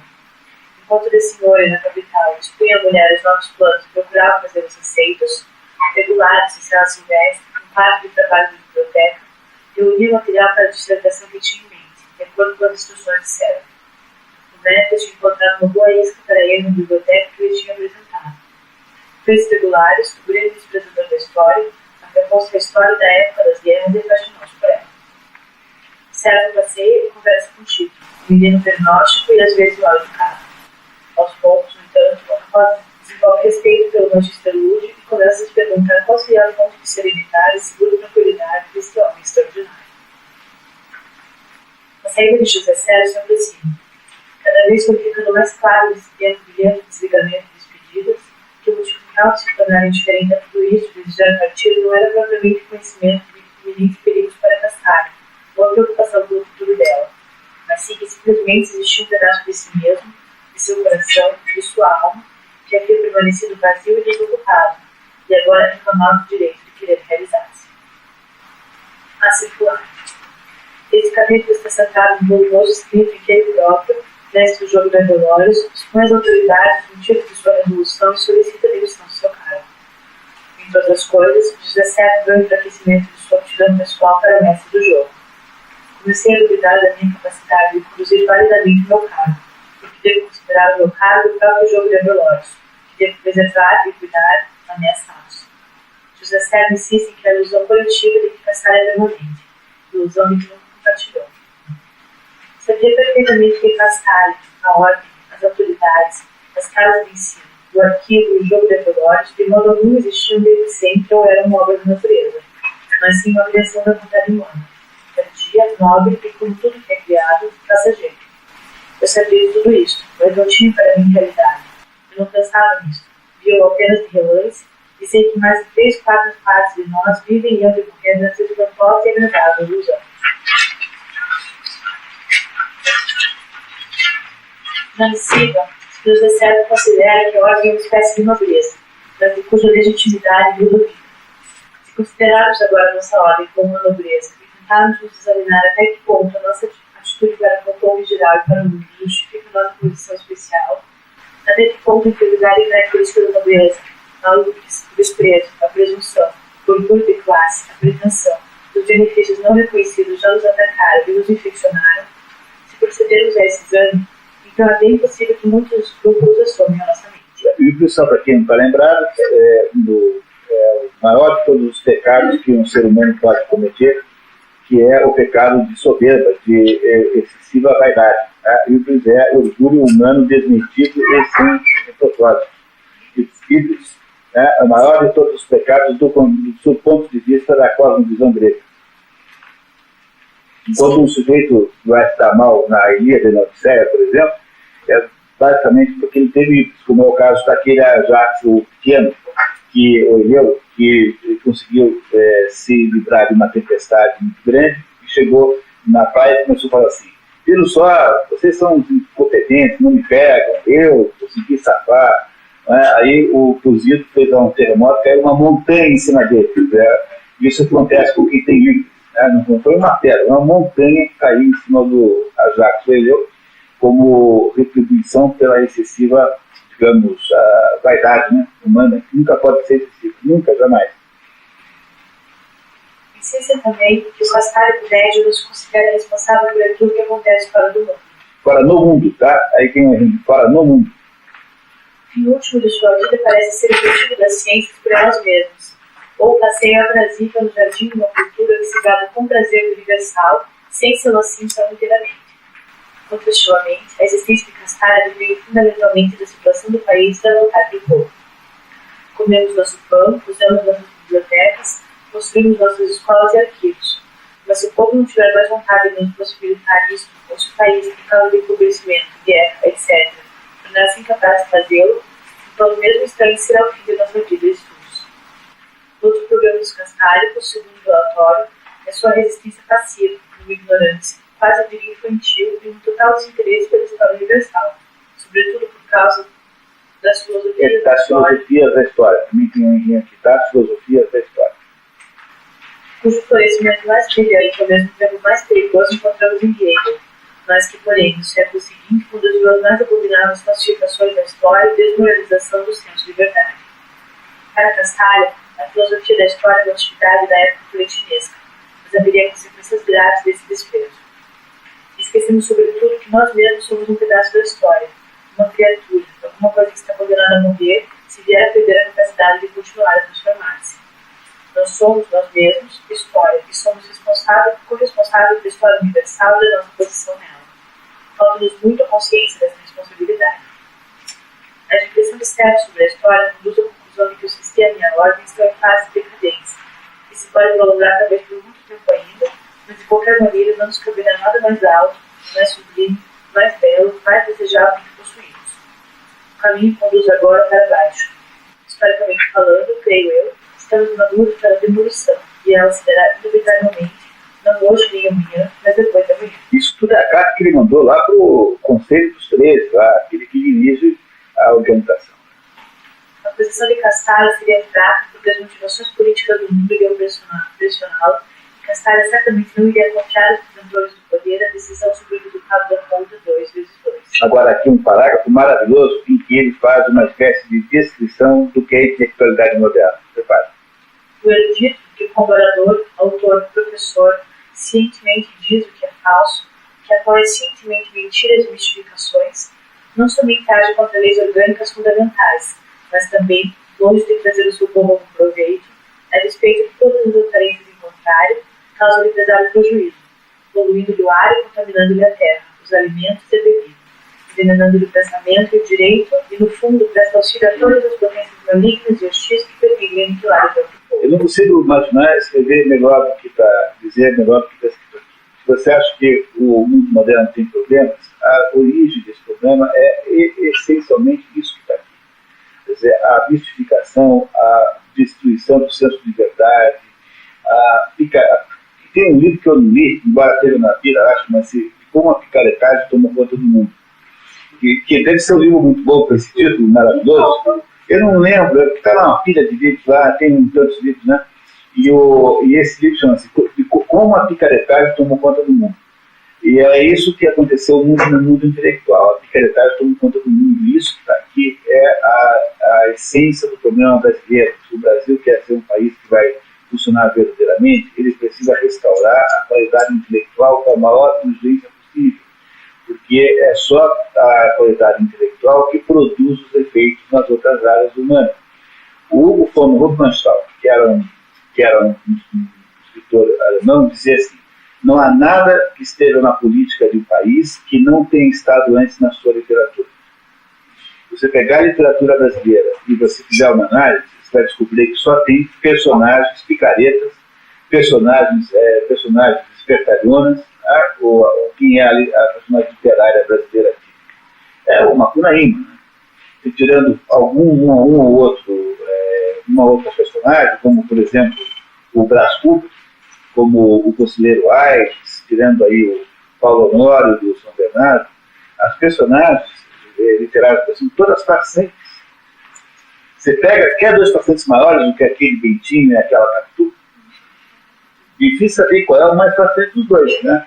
Não é? Quer dizer, há uma espécie de reflexo na literatura de uma falsidade generalizada, uma espécie de farsa geral em que o Brasil mais ou menos atua. E é, portanto, preciso reestruturar o mundo intelectual, porque só um mundo intelectual renovado com o senso de verdade e defeitos de honestidade intelectual que poderá produzir um país melhor. Foi justamente o trabalho de 30, 40 anos na destruição da verdadeira intelectualidade que nos levou a esse estado em que nós estamos hoje aí, não é? Ao estado de penúria absoluta em termos políticos, como nunca se teve na história do Brasil, tirando uma exceção e outra. Você pega aí todos os senadores, eu acho que a senadora Cátia Abreu vale mais que todos os outros senadores juntos. Uma coisa abismal, né? Como é que pode, né? Os senadores todos juntos não dão a Cátia Abreu. A única pessoa que está falando com esse coisa. Bom, mas esse é outro assunto, né? Só queria dizer que esse parágrafo aqui é de importância extraordinária para mostrar o primado da inteligência sobre as questões sociais. A sociedade só melhora quando ela melhora antes e em cima. E tudo que é humano tem que começar de cima para baixo, e um pouco atrás. É o mundo intelectual que mais ou menos parametriza o mundo político, econômico e social. Portanto, aqui me parece que há um ouro aqui do qual vocês não devem dificultar a lançar mão. Castanho não deve tornar-se político. Ele deve, é certo, em caso de necessidade, sacrificar a sua pessoa. Jamais, porém, fidelidade ao espírito. O espírito só é benéfico nobre da obediência à verdade. Tão logo trai a verdade, tão logo lhe pega o respeito e se torna venal e flexível aos caprichos. Ele é a fonte de agora com potência. É muito pior que animalesco. Pois a bestialidade instintiva, pelo menos, ainda considera alguma coisa de inocência da natureza. José Sérgio explica que sua posição como magíster lúdico tornava mais distante do mundo do que os magísteres que trabalham com matemática, línguas e física, entre outros. Unicamente, o jogo de memórias é a nossa própria invenção, nossa especialidade, nossa predileção, nosso brinquedo. É a expressão mais acabada e diferenciada de nossa espiritualidade tipicamente castárica. É ao mesmo tempo a joia mais preciosa e mais inútil, mais querida e mais frágil do nosso tesouro. Será a primeira a arruinar-se se a sobrevivência de Castalho for posta em questão. Não somente por ser, de fato, a mais frágil de nossas propriedades, como também por ser para os leigos, sem dúvida alguma, a peça mais prescindível de Castalho. E a primeira coisa que vão cortar no dia que não tiver mais dinheiro vai ser o jogo. É isso que ele está dizendo, né? O Magister Lúdio explica que o seu título, na verdade, é apenas de mestre da escola e de que mais se necessita são professores. Homens que ministrem a juventude e a capacidade de medir, de julgar e que sejam seu poder e respeito à verdade, na obediência ao espírito, no serviço à palavra. Depois de tudo isso, pede sua direção do cargo para poder trabalhar numa escola comum lá fora, no mundo, adicionando o seguinte postscriptum.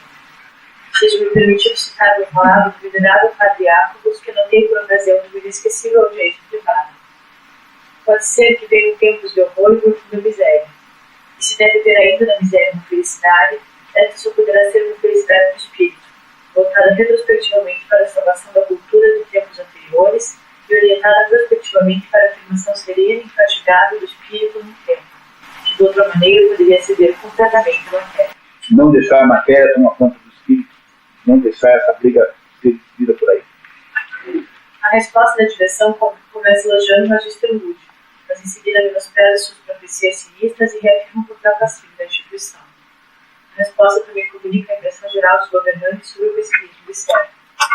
Levantou-se uma voz perguntando se não era perigoso, até mesmo injurioso, no mínimo leviano, que o magistrado tenha a iniciativa de temporizar seus superiores com quadros tão sombrios de perigos e provações, cuja iminência não passa de uma suposição. Mais ou menos o que eu estou fazendo com vocês aqui.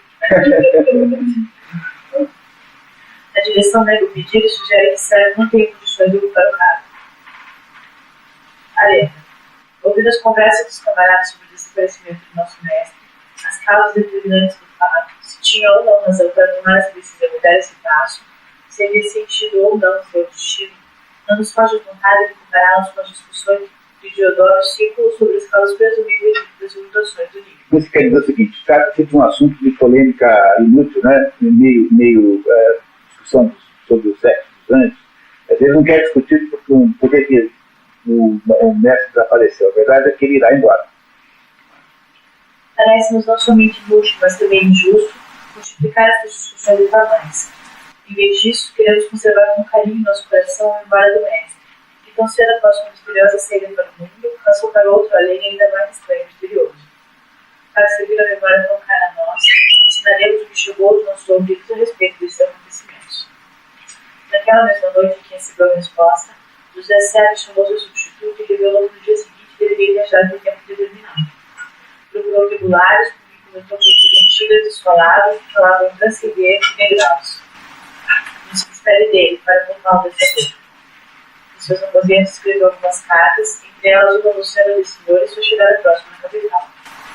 No dia seguinte, parte para Leonel para entrevistar-se com o magistro Alexandre, o recém-impostado depósito da direção da ordem. Enquanto espera ser atendido, leu o caderno das regras da ordem e conclui. E se agora, para a mentalidade castálica, ele cometeu a apostasia e infidelidade. A apostasia é uma traição, né? É uma heresia. A apostasia é a traição do religioso. Se ele, indo contra toda a ordem moral, agia aparentemente a serviço da própria personalidade, portanto, arbitrariamente, também isso acontecia dentro do espírito da coragem e da música, do compasso firme e da serenidade, por maiores situações precausas a enfrentar. Se ele pudesse explicar e demonstrar também aos outros que lhe parecia tão claro, ou seja, que a arbitrariedade de seu atual procedimento era, em verdade, serviço e obediência, e que, longe de se libertar e fugir da responsabilidade, atrelava seu compromisso, com a única diferença de que este era novo, desconhecido e inquietante. Ele não era nenhum trânsito, mas atendia um apelo superior. Não achei o seu talento, falante, mas era obediente. Não era o Senhor, mas uma vítima. Está dizendo o seguinte: que ele, ao sair da ordem, não está traindo nada, não está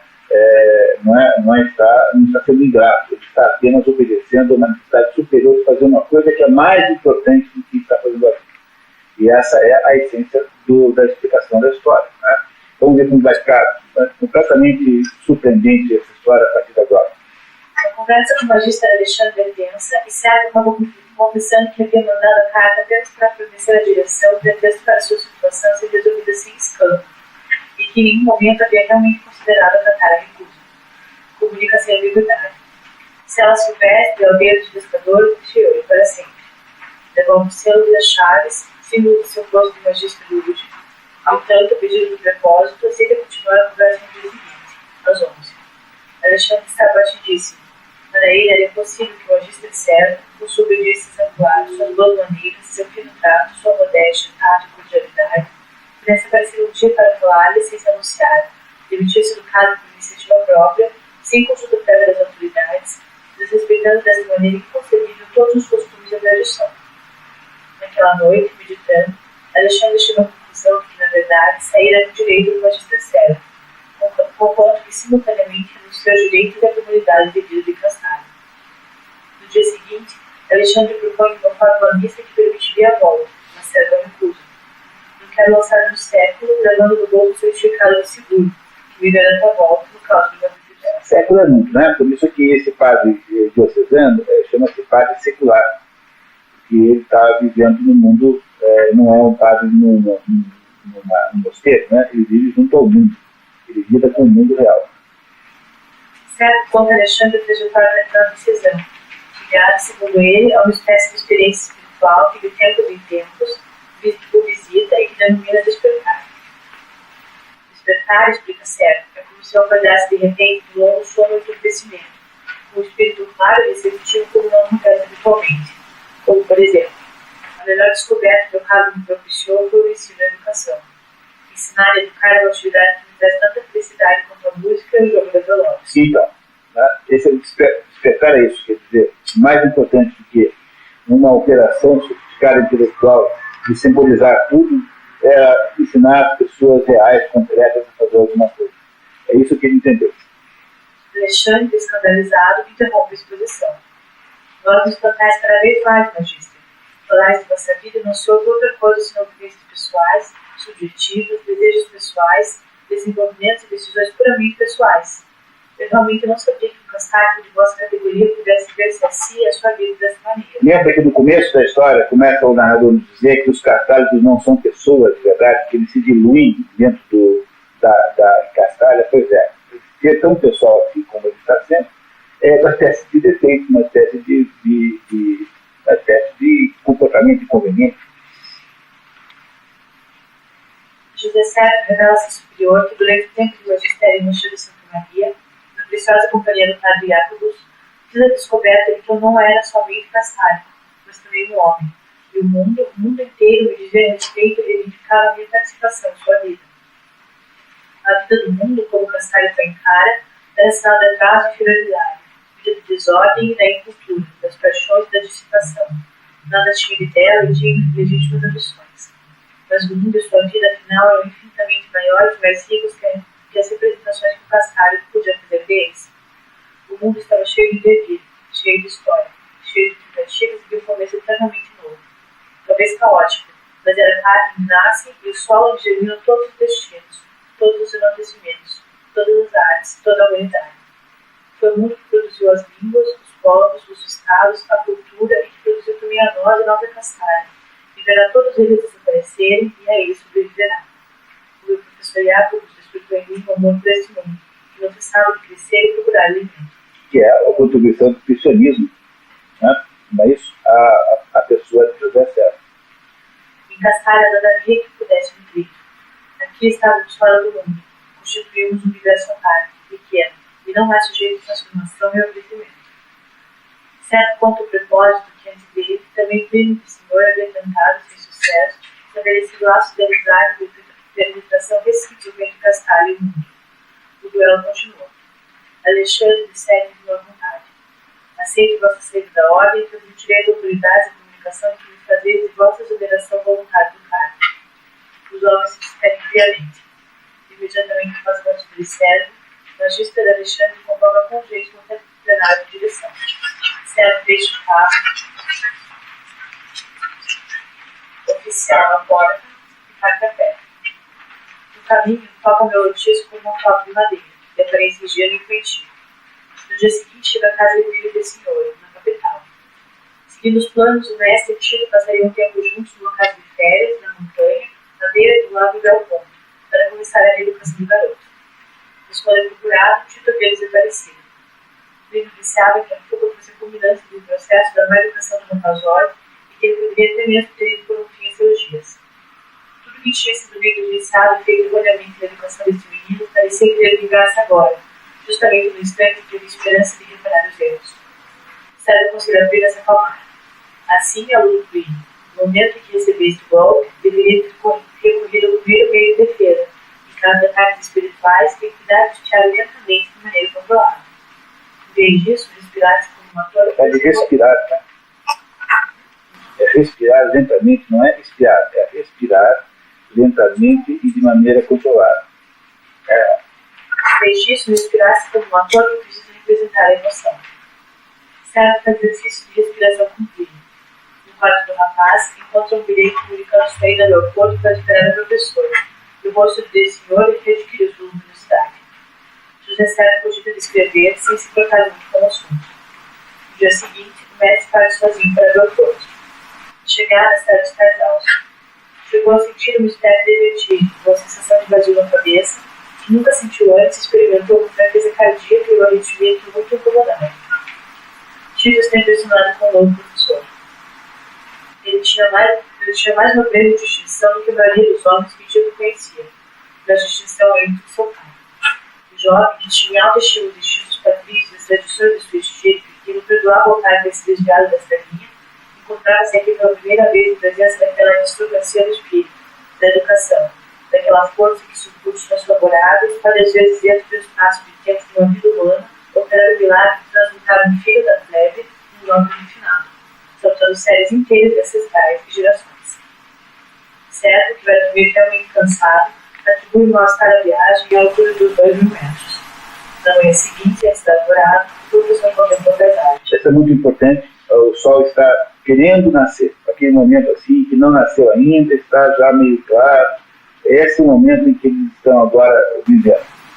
Diante dele se estendia um pequeno lago, em verde cinza e mole. Na margem oposta erguia-se um penhasco abrupto e alto, de cristateada e retalhada, cortando-se ao termo, esverdeado e frio da manhã e de sombras velhas de luz. Contudo, podia-se perceber que atrás desta crista os sol se levantaram. Uma luz cintilava aqui e ali, minúscula vestida pela borda de alguma pedra aguda. Era questão de minutos e o sol surgiria por trás de um forte dental gigante, inundando tudo o lago e o vale. Sérgio contemplou com atenção a gravidade e gravidade deste pátio, cujo silêncio, seriedade e beleza não lhe eram familiares, mas que contudo sentia que lhe diziam algo e o advertiam. Tito parece ter calção de banho. O sol começa a nascer esplendorosamente. Tito dá passos e dança como tomando por um transe que esteja alvorado. O magistro estava, também ele, comovido e tocado pelo espetáculo solene que Mancebo e louco tinha nessa solidão silenciosa dos seus cheiros. Tito, controlado por um impulso, sem saber bem o que fazer, foi conhecendo. Se nadarmos bem depressa, poderíamos alcançar a outra margem antes do sol. O rapaz mergulha. Sérgio, despindo o botão, mergulha atrás. O jovem nadador olhava frequentemente para trás e tinha percebido com satisfação que o magistro o seguia na água. Agora lançou de novo um olhar e não viu mais o outro. Inquietou-se, olhou, gritou, deu meia volta e pensou-se socorreu. Não achou mais, e nadando e mergulhando, procurou desesperadamente o professor. Lá com frio intenso, suas forças também começaram a trair-se. O cavalhante, sem fôlego, chegou enfim à terra firme, viu o botão na margem, apanhou e começou mecanicamente a flexioná-lo contra o corpo e os membros, até que a pele enrigelada voltou a aquecer-se. Sentou-se o sol atordoado, olhou fixamente as águas azuis esverdeadas do lago, que agora pareciam estranhamente vazias, distantes e cruéis. Quando as forças voltaram ao corpo e de novo somou a consciência conforto do que acabava de acontecer, sentiu os pesos de perplexidade e profunda tristeza. Ó lástima, pensou horrorizado. Sou culpado de sua morte. E somente agora, quando não havia nenhuma altura a sustentar, nem resistência mais ao corpo, foi que percebeu o sofrimento de seu coração apavorado, como já queria bem aquele homem. E sentindo que, apesar de todos os argumentos, tinha parte de responsabilidade na morte do mestre, sobreveio-lhe com o estremecimento sagrado, o pressentimento de que essa culpa viria de transformar a sua pessoa e a sua vida e exigir dela ideias bem maiores do que tudo que até agora ele exigia de si mesmo.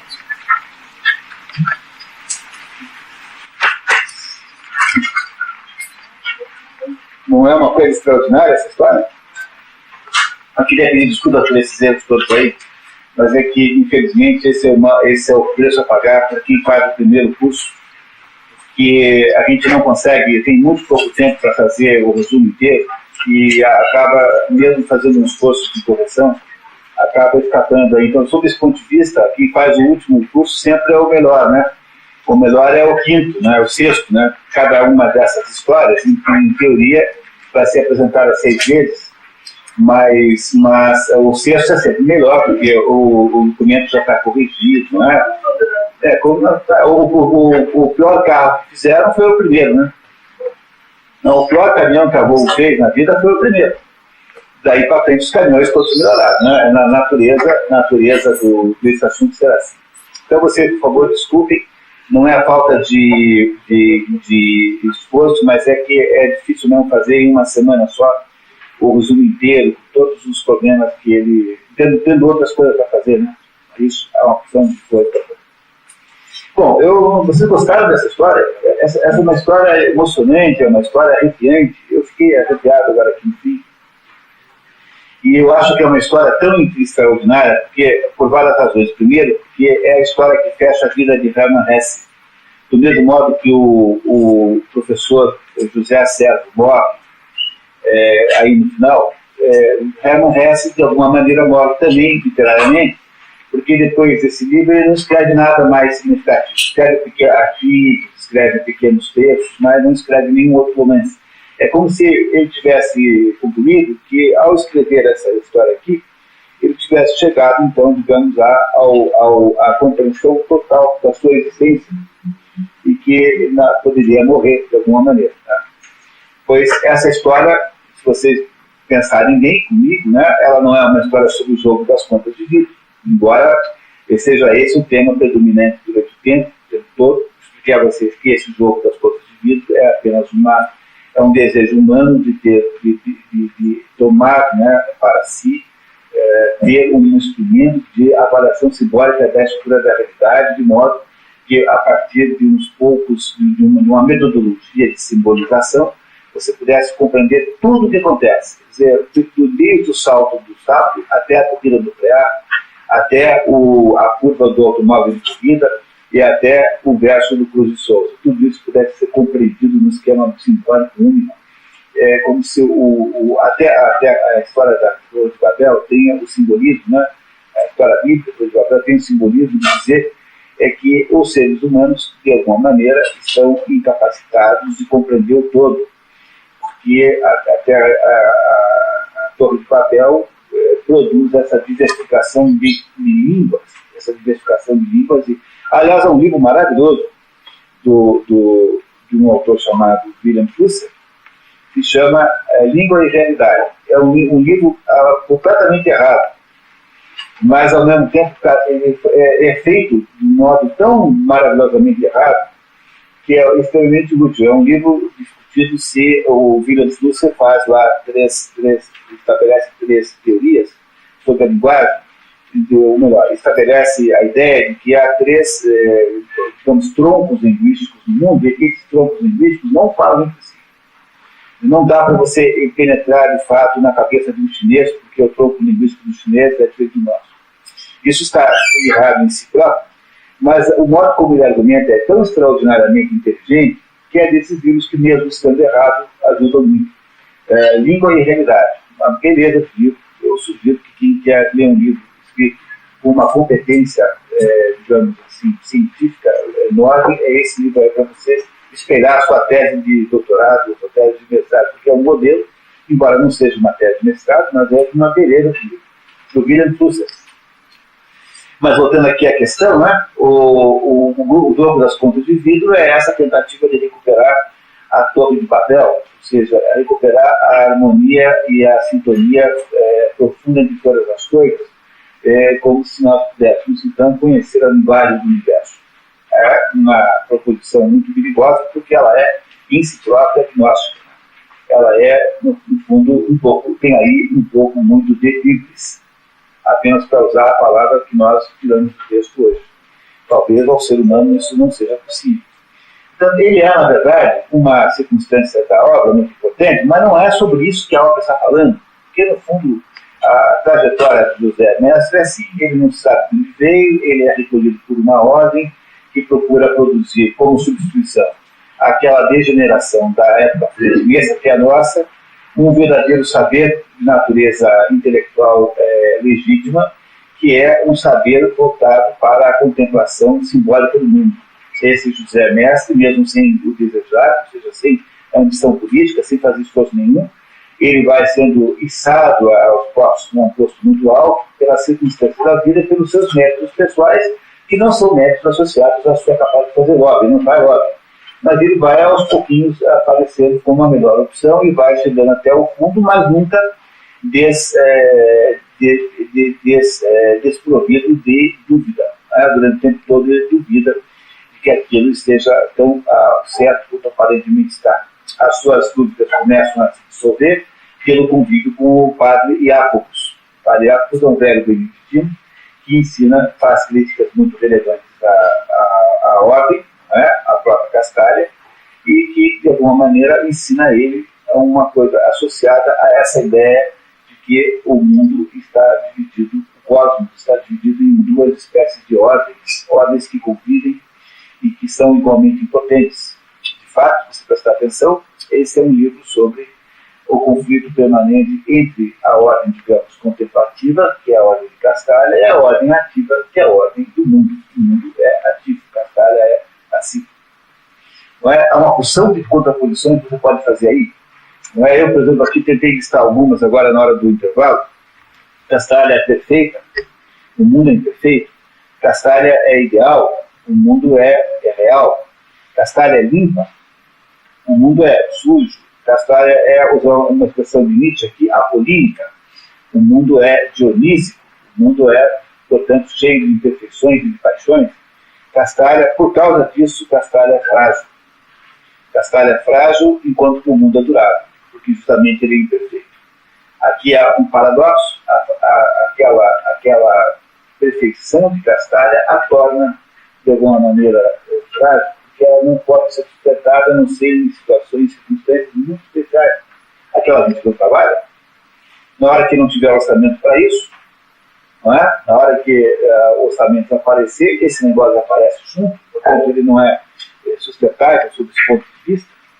O mundo, Castalha aparece muito com a montanha, enquanto que o mundo parece mais com a planície, e aqui há uma belíssima possibilidade paralela com a montanha mágica de Thomas Mann, que nós já vimos aqui no curso. Hans Castorp vai para a montanha, na montanha ele compreende o que está acontecendo, depois ele desce para o mundo. E exatamente como Hans Castorp, que morre na descida e encontra a Primeira Guerra Mundial, quando desce, exatamente do mesmo modo, a personagem central, que é José Servo, morre na primeira ação que ele faz no mundo depois da descida de Castalha, que embora não esteja explicitamente escrita assim, Castalha, por diversas circunstâncias, parece, de alguma maneira, uma entidade montanhosa, né?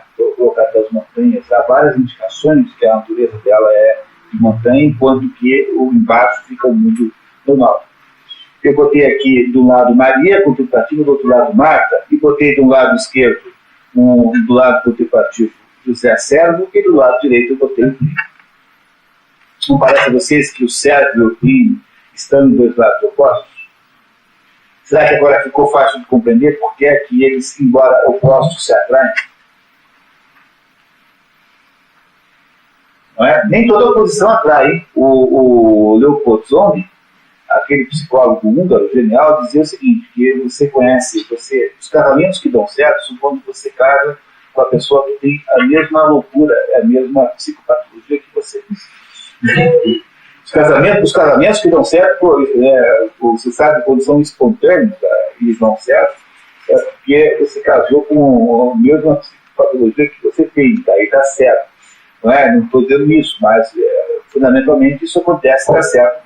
Na oposição entre homem e mulher, por exemplo, que são opostos sob o ponto de vista, mas de alguma maneira se atraem. Não é, Rosa? Tem uma fala do Lacan que diz que Deus cria o inconsciente do homem nessa questão. Pois é, bem pensado isso, gostei. Então você vê, você tem aí uma espécie de união dos dois, mas por que essa união, por que eles se atraem apesar de serem tão opostos assim? Por quê? Porque eles são a mesma pessoa.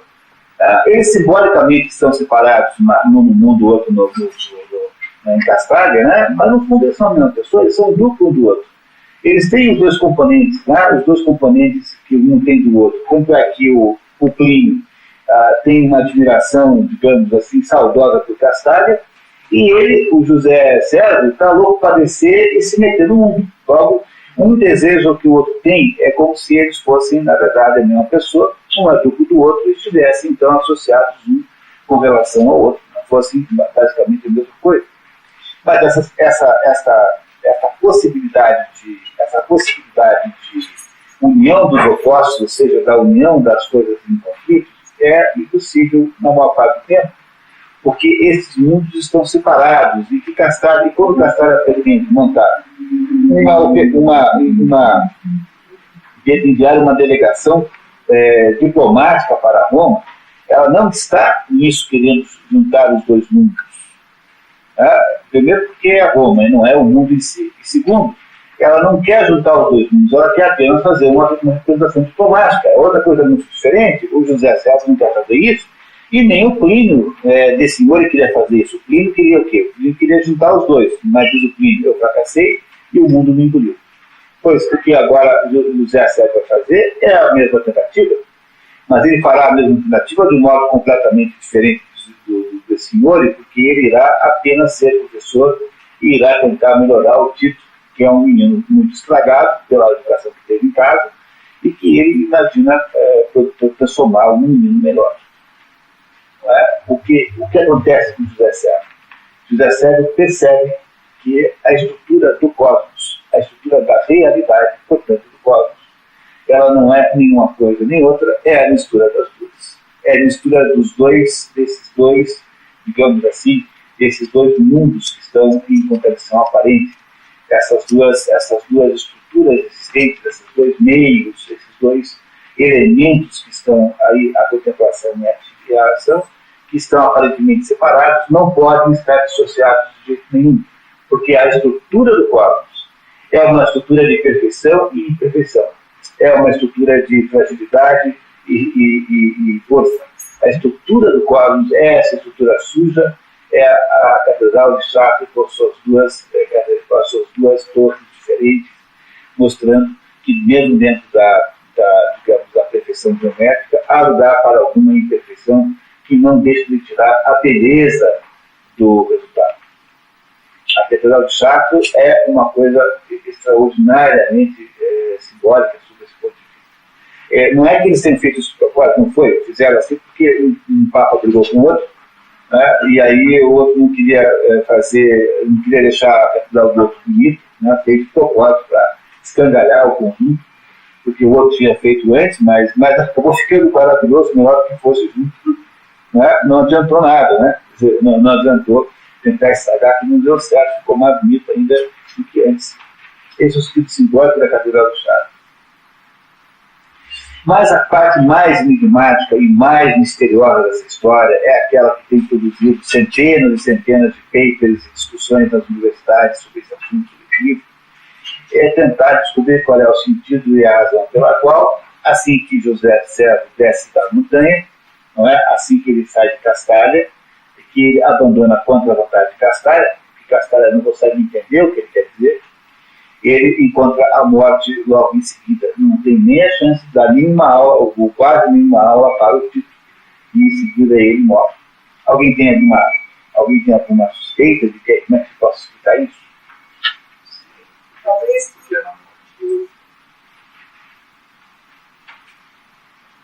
Vamos, quase. Quer falar? Olha, só assim, sem pensar, mas talvez porque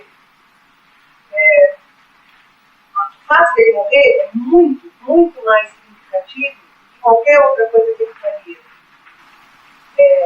Talvez o fato dele morrer seja necessário na obra para dar esse impacto de que o que ele quer que ele viesse fazer seja menos impactante. Há quem acha que a morte de José César é uma demonstração de que é impossível viver fora de Castalha. Essa é uma interpretação ruim, né? Mas é muito comum aí dentro das resenhas, aí, das críticas da obra. Mas é uma razão mais simples para a gente entender isso, me parece muito mais óbvio.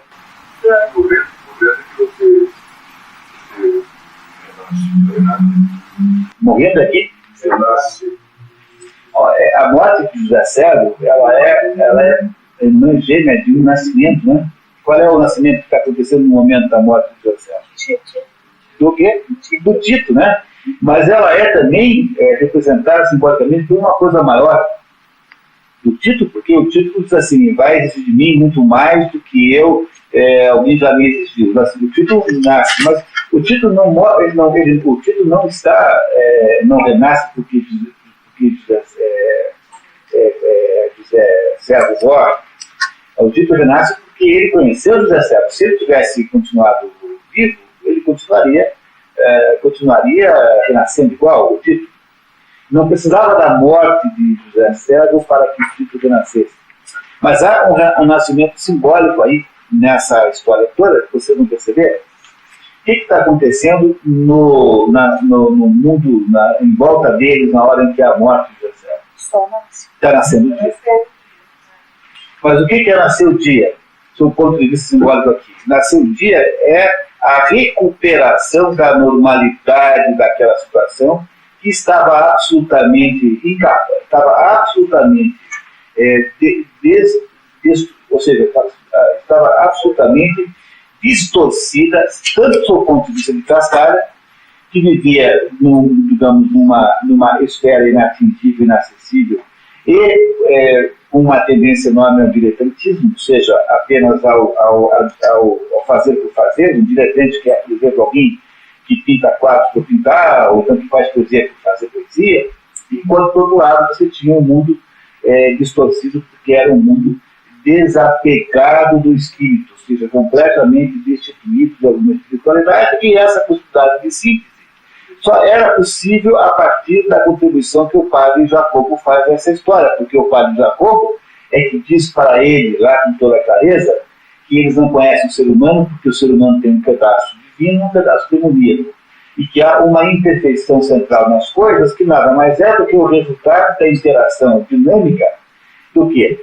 Da materialidade do mundo, o mundo material do Plínio, e da espiritualidade, digamos assim, que é representada nesse caso pelo próprio Jacobo e pelo Plínio e pelo José Serra. Só que o José Serra tem uma espiritualidade deslocada do humano real concreto, e é esse passo para baixo que ele precisa dar. Ou seja, José Serra descobre como é a estrutura da condição humana, na medida em que ele, ao longo dessa história, exatamente como o Wilhelm Meister, faz o seu processo de readquirir a consciência da realidade. Ou seja, é em última análise, aquilo que se chama em alemão de Bildungsroman, romance de informação. É um romance para ensinar como foi que o José Serra, de um menino que está envolvido naquela mística dos Avelotes, é capaz de encontrar, de fato, a compreensão da vida real e concreta com todas as suas dimensões. Fato esse que ele só consegue fazer pela intermediação, apenas pela intermediação do padre Jacobo, porque é ele que introduz essa transformação, e é por essa razão que você pode supor, embora essa suposição seja esta literária, não esteja aqui na obra, embora o autor nos provoque para que nós façamos essa suposição, de que esse livro representa, na verdade, a conversão de Hermann Hesse. Uma conversão não declarada, no entanto, uma conversão simbólica. É aí que ele se converteu. Ele entendeu o segredo do cristianismo, que é exatamente aquilo que o Chesterton explica lá naquele livro Tudo que se, que vocês, quem não leu, por favor de ler, urgentemente, em que ele nos explica que a vida humana, o cristianismo, tem a capacidade de lidar com a imperfeição humana como nenhuma outra coisa consegue. Ou seja, ele é capaz de fazer a imperfeição humana de algum modo ser banhada pelo Espírito. Ora, por que José Serra morre exatamente em seguida a sua descida para... a água é o caos, né? A água é o líquido. Depois a ordem é o caos. Mas ele não morre na água por causa disso, né? Na verdade, nesse ponto me parece que há pouca simbologia, porque me parece que aí há, claramente, eu entendi isso depois que eu descobri hoje de manhã. Eu sempre faço uma comparação do ditado confuciano que diz assim, exatamente assim, tá? O ditado confuciano: aquele que não entende a vida, como irá entender a morte? O ditado confuciano que eu descobri hoje de manhã. Aquele que não entende a vida, como irá entender a morte? Ora, se José Serra entende a vida, se ele finalmente compreendeu o que a vida é feita, como é que ela é, então agora é possível morrer. Porque não precisava ter feito mais nada. O fato de ele ter entendido a vida era o ponto final na sua rota iniciática. Era tudo que ele precisava saber. Portanto, a morte é apenas uma circunstância. Ela é compensada por um nascimento de alguma coisa, que é o quê? A compreensão disso tudo que eu estou dizendo, e que, então, Hermann Hesse nos mostra que esse é o modo pelo qual nós devemos produzir as nossas próprias vidas.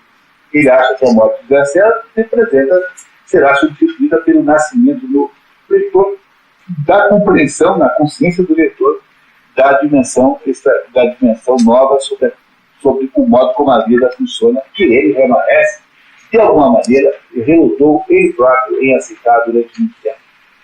Esse livro do Remanesce é uma espécie de anti-obra. No fundo, ele está meio em contraposição a todos os outros, com exceção de Siddhartha. Siddhartha é um livro muito diferente do resto. Mas ele é um livro assim, de ajuste de contas. Aquilo que em francês chama-se conduite. Há uma expressão francesa que a gente não usa aqui, uma espécie de ajuste de contas final. Você, no final, faz uma espécie de balanço central da sua existência e chega a alguma conclusão sobre ela. José Serra pode... não tem importância. José Serra pode morrer, porque, afinal de contas, ele agora já sabe. Compreender o sentido da vida, existe uma aceitação da morte. Tudo que o José Serra precisava fazer era compreender isso, porque esse era, no fundo, o objetivo da sua iniciação. A iniciação de José Serra na vida, na existência, era essa. Quando o Remanesce chega a essa conclusão, que é a própria conclusão da própria vida dele, ele também não precisa escrever mais nada, porque ele já fechou o seu ciclo, ele já entendeu. Agora, a morte é apenas uma circunstância que há de virar um momento ou outro. Mas essa morte não é uma morte obscura. Veja que todo o tom dessa descrição final da morte é totalmente iluminado pelo sol nascendo. Não é? Essa morte é totalmente iluminada pelo sol nascendo, dizendo que essa morte representa mais ou menos uma iluminação e não o contrário. É mais ou menos o contrário que nós poderíamos lamentar. Esse me parece ser o sentido da obra O Jogo das Contas de Vida de Remanesce, uma das obras mais interessantes de todos os livros de Remanesce que eu li, nós sabíamos 4 ou 5, também não sei os outros, mas desses que eu li é de longe o melhor livro. Digamos, o único livro que tem uma potência de conversar com um adulto, porque os outros livros, mesmo citados sob esse ponto de vista, são livros que conversam muito melhor com jovens do que com adultos. Esse não é um livro com quem um jovem conversa bem. Parece ser assim um livro anticlimático, até pelo fato daquela morte, digamos, no final, ser um pouco anticlimático, mas é um livro de alguém que amadureceu. Esse é o livro da maturidade humana. A maturidade humana que só foi possível porque a personagem central foi capaz de ser levada pela mão pelo espírito essencial do cristianismo, que é esse espírito de viver com sacralidade dentro do outro, que é o que acontece na realidade humana. A realidade humana não é aquele mundo perfeito do mundo simbólico, e a realidade humana não é um mundo destituído de espírito, é apenas de matéria. É preciso produzir uma associação desses mundos. É isso que ele aprende a fazer pela intermediação do padre Jacobus, mais ou menos culminando, então, finalmente, com a libertação daquela prisão que representava a Castalha para a sua mente, e com isso, então, produzindo aquilo que ele insistiu o tempo todo, que é a iluminação. Isso é o conceito budista de iluminação, isso é o conceito de despertar do budismo, awakening, no livro do Luiz de Dora, que eu li em inglês. Portanto, o Remanesce faz esse sincretismo entre Oriente e Ocidente pelo seu lado viável. Quer dizer, ele não faz o sincretismo de baixa estação, quer dizer, ele não fica misturando rituais, não faz nada disso, mas ele faz encontra um caminho válido de associar a contemplação de Maria com a atividade de Marta. Ele consegue produzir uma existência humana plena, consegue produzir uma forma de existir plenamente nesse mundo dentro de toda a sua totalidade ontológica, ou seja, dentro das suas características verdadeiras. Esta vida que ele é capaz de viver aqui daí é uma vida de verdade, de fato, uma vida iluminada.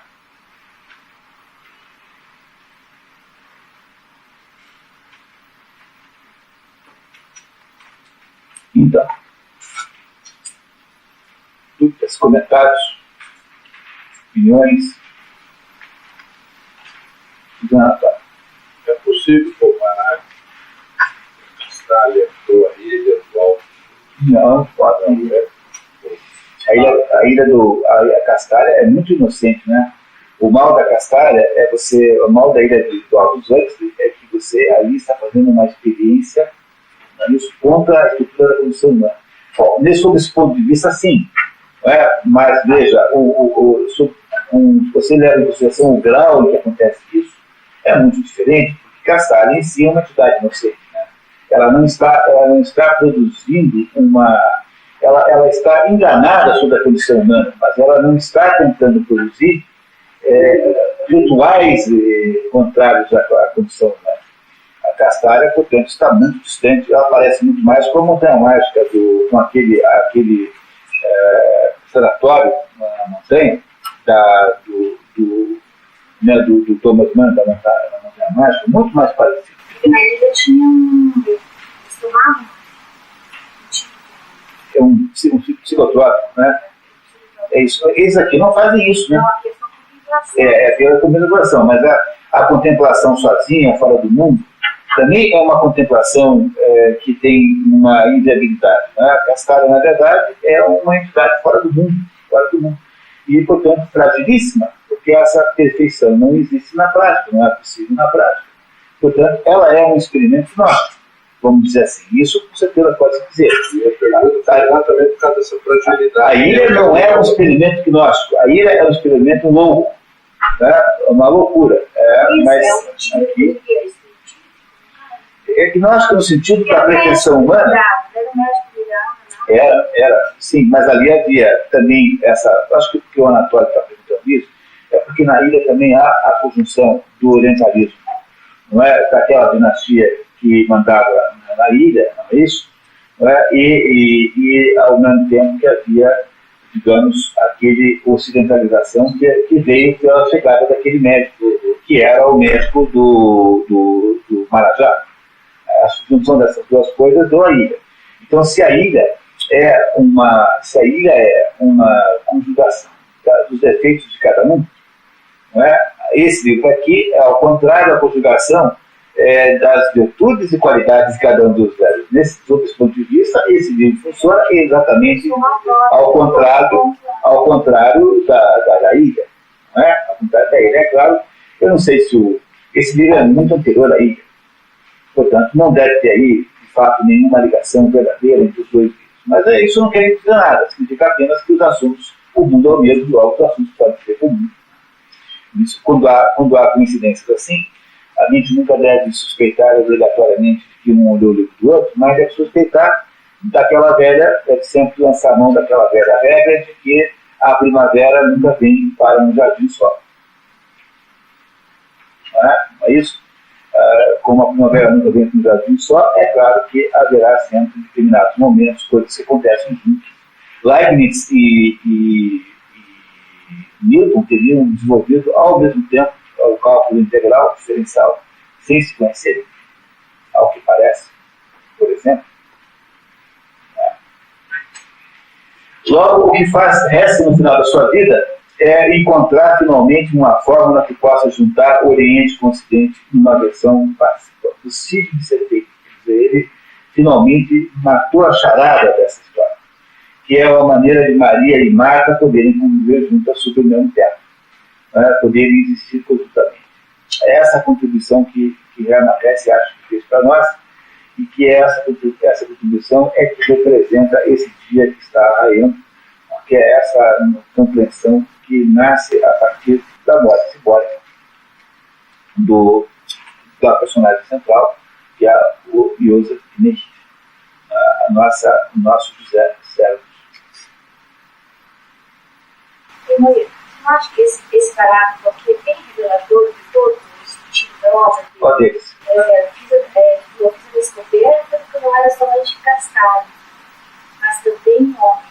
E o mundo inteiro de feliz feito e reivindicar minha participação. Então, é verdade, é isso mesmo, real, né? Ele tem que ser real. Castalha diz que as pessoas não existem, o que existe na verdade é a simbologia do voo. É o voo que existe, as pessoas em cima das pessoas de fato existem.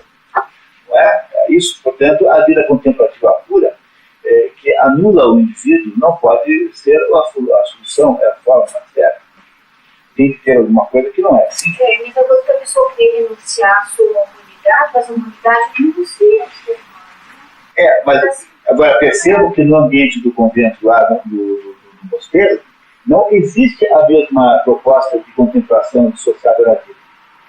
Não é? Porque a contemplação cristã não pode ser assim, porque a contemplação cristã está associada, a ação do cristianismo está associada ao mundo real e concreto que está aqui. É por isso que quem o salva é o cristianismo. Quer dizer, na verdade, o Chesterton, se tivesse seguido, acho que não leu, porque ele morreu em 30 alguma coisa, né? O livro foi editado depois da morte. Chesterton não viu a Segunda Guerra Mundial. Chesterton dizia assim, tá vendo? Tá aí o fulano que passou a vida inteira tentando ser heterodoxo, ir para a Índia para tocar cítara, e depois, quando no final das contas, quem sabia tudo era o padre Jacobus. E o padre Jacobus é que ensinou para ele qual era a clareza que ele estava procurando no Oriente. Entendeu? Esse é o exemplo mais comum de alguém que, tentando ter acesso às heterodoxias do mundo, acaba caindo, na verdade, na ortodoxia e depois para quebrar a cabeça. Porque nesse livro Ortodoxia de Chesterton, que eu não preciso dele, o livro começa dizendo assim, olha, eu sou como, a minha vida é esse livro aqui. Eu passei a minha vida tentando encontrar novidade, criar uma fórmula que fosse só minha. E quando eu finalmente encontrei uma fórmula que só minha era boa, eu descobri que era o cristianismo. É como se alguém que pegasse um veleiro e saísse viajando para o mundo afora à procura de um continente perdido e desconhecido. E depois de muito velejar, o sujeito vai dar numa ilha, vai dar numa praia, e fala assim, puxa vida, eu acabei finalmente, depois de todo esse tempo, finalmente meus esforços prosperaram e eu acabei de chegar aqui numa praia desconhecida. E a hora que ele presta atenção com o detalhe, está na praia de leste. Shangri-La.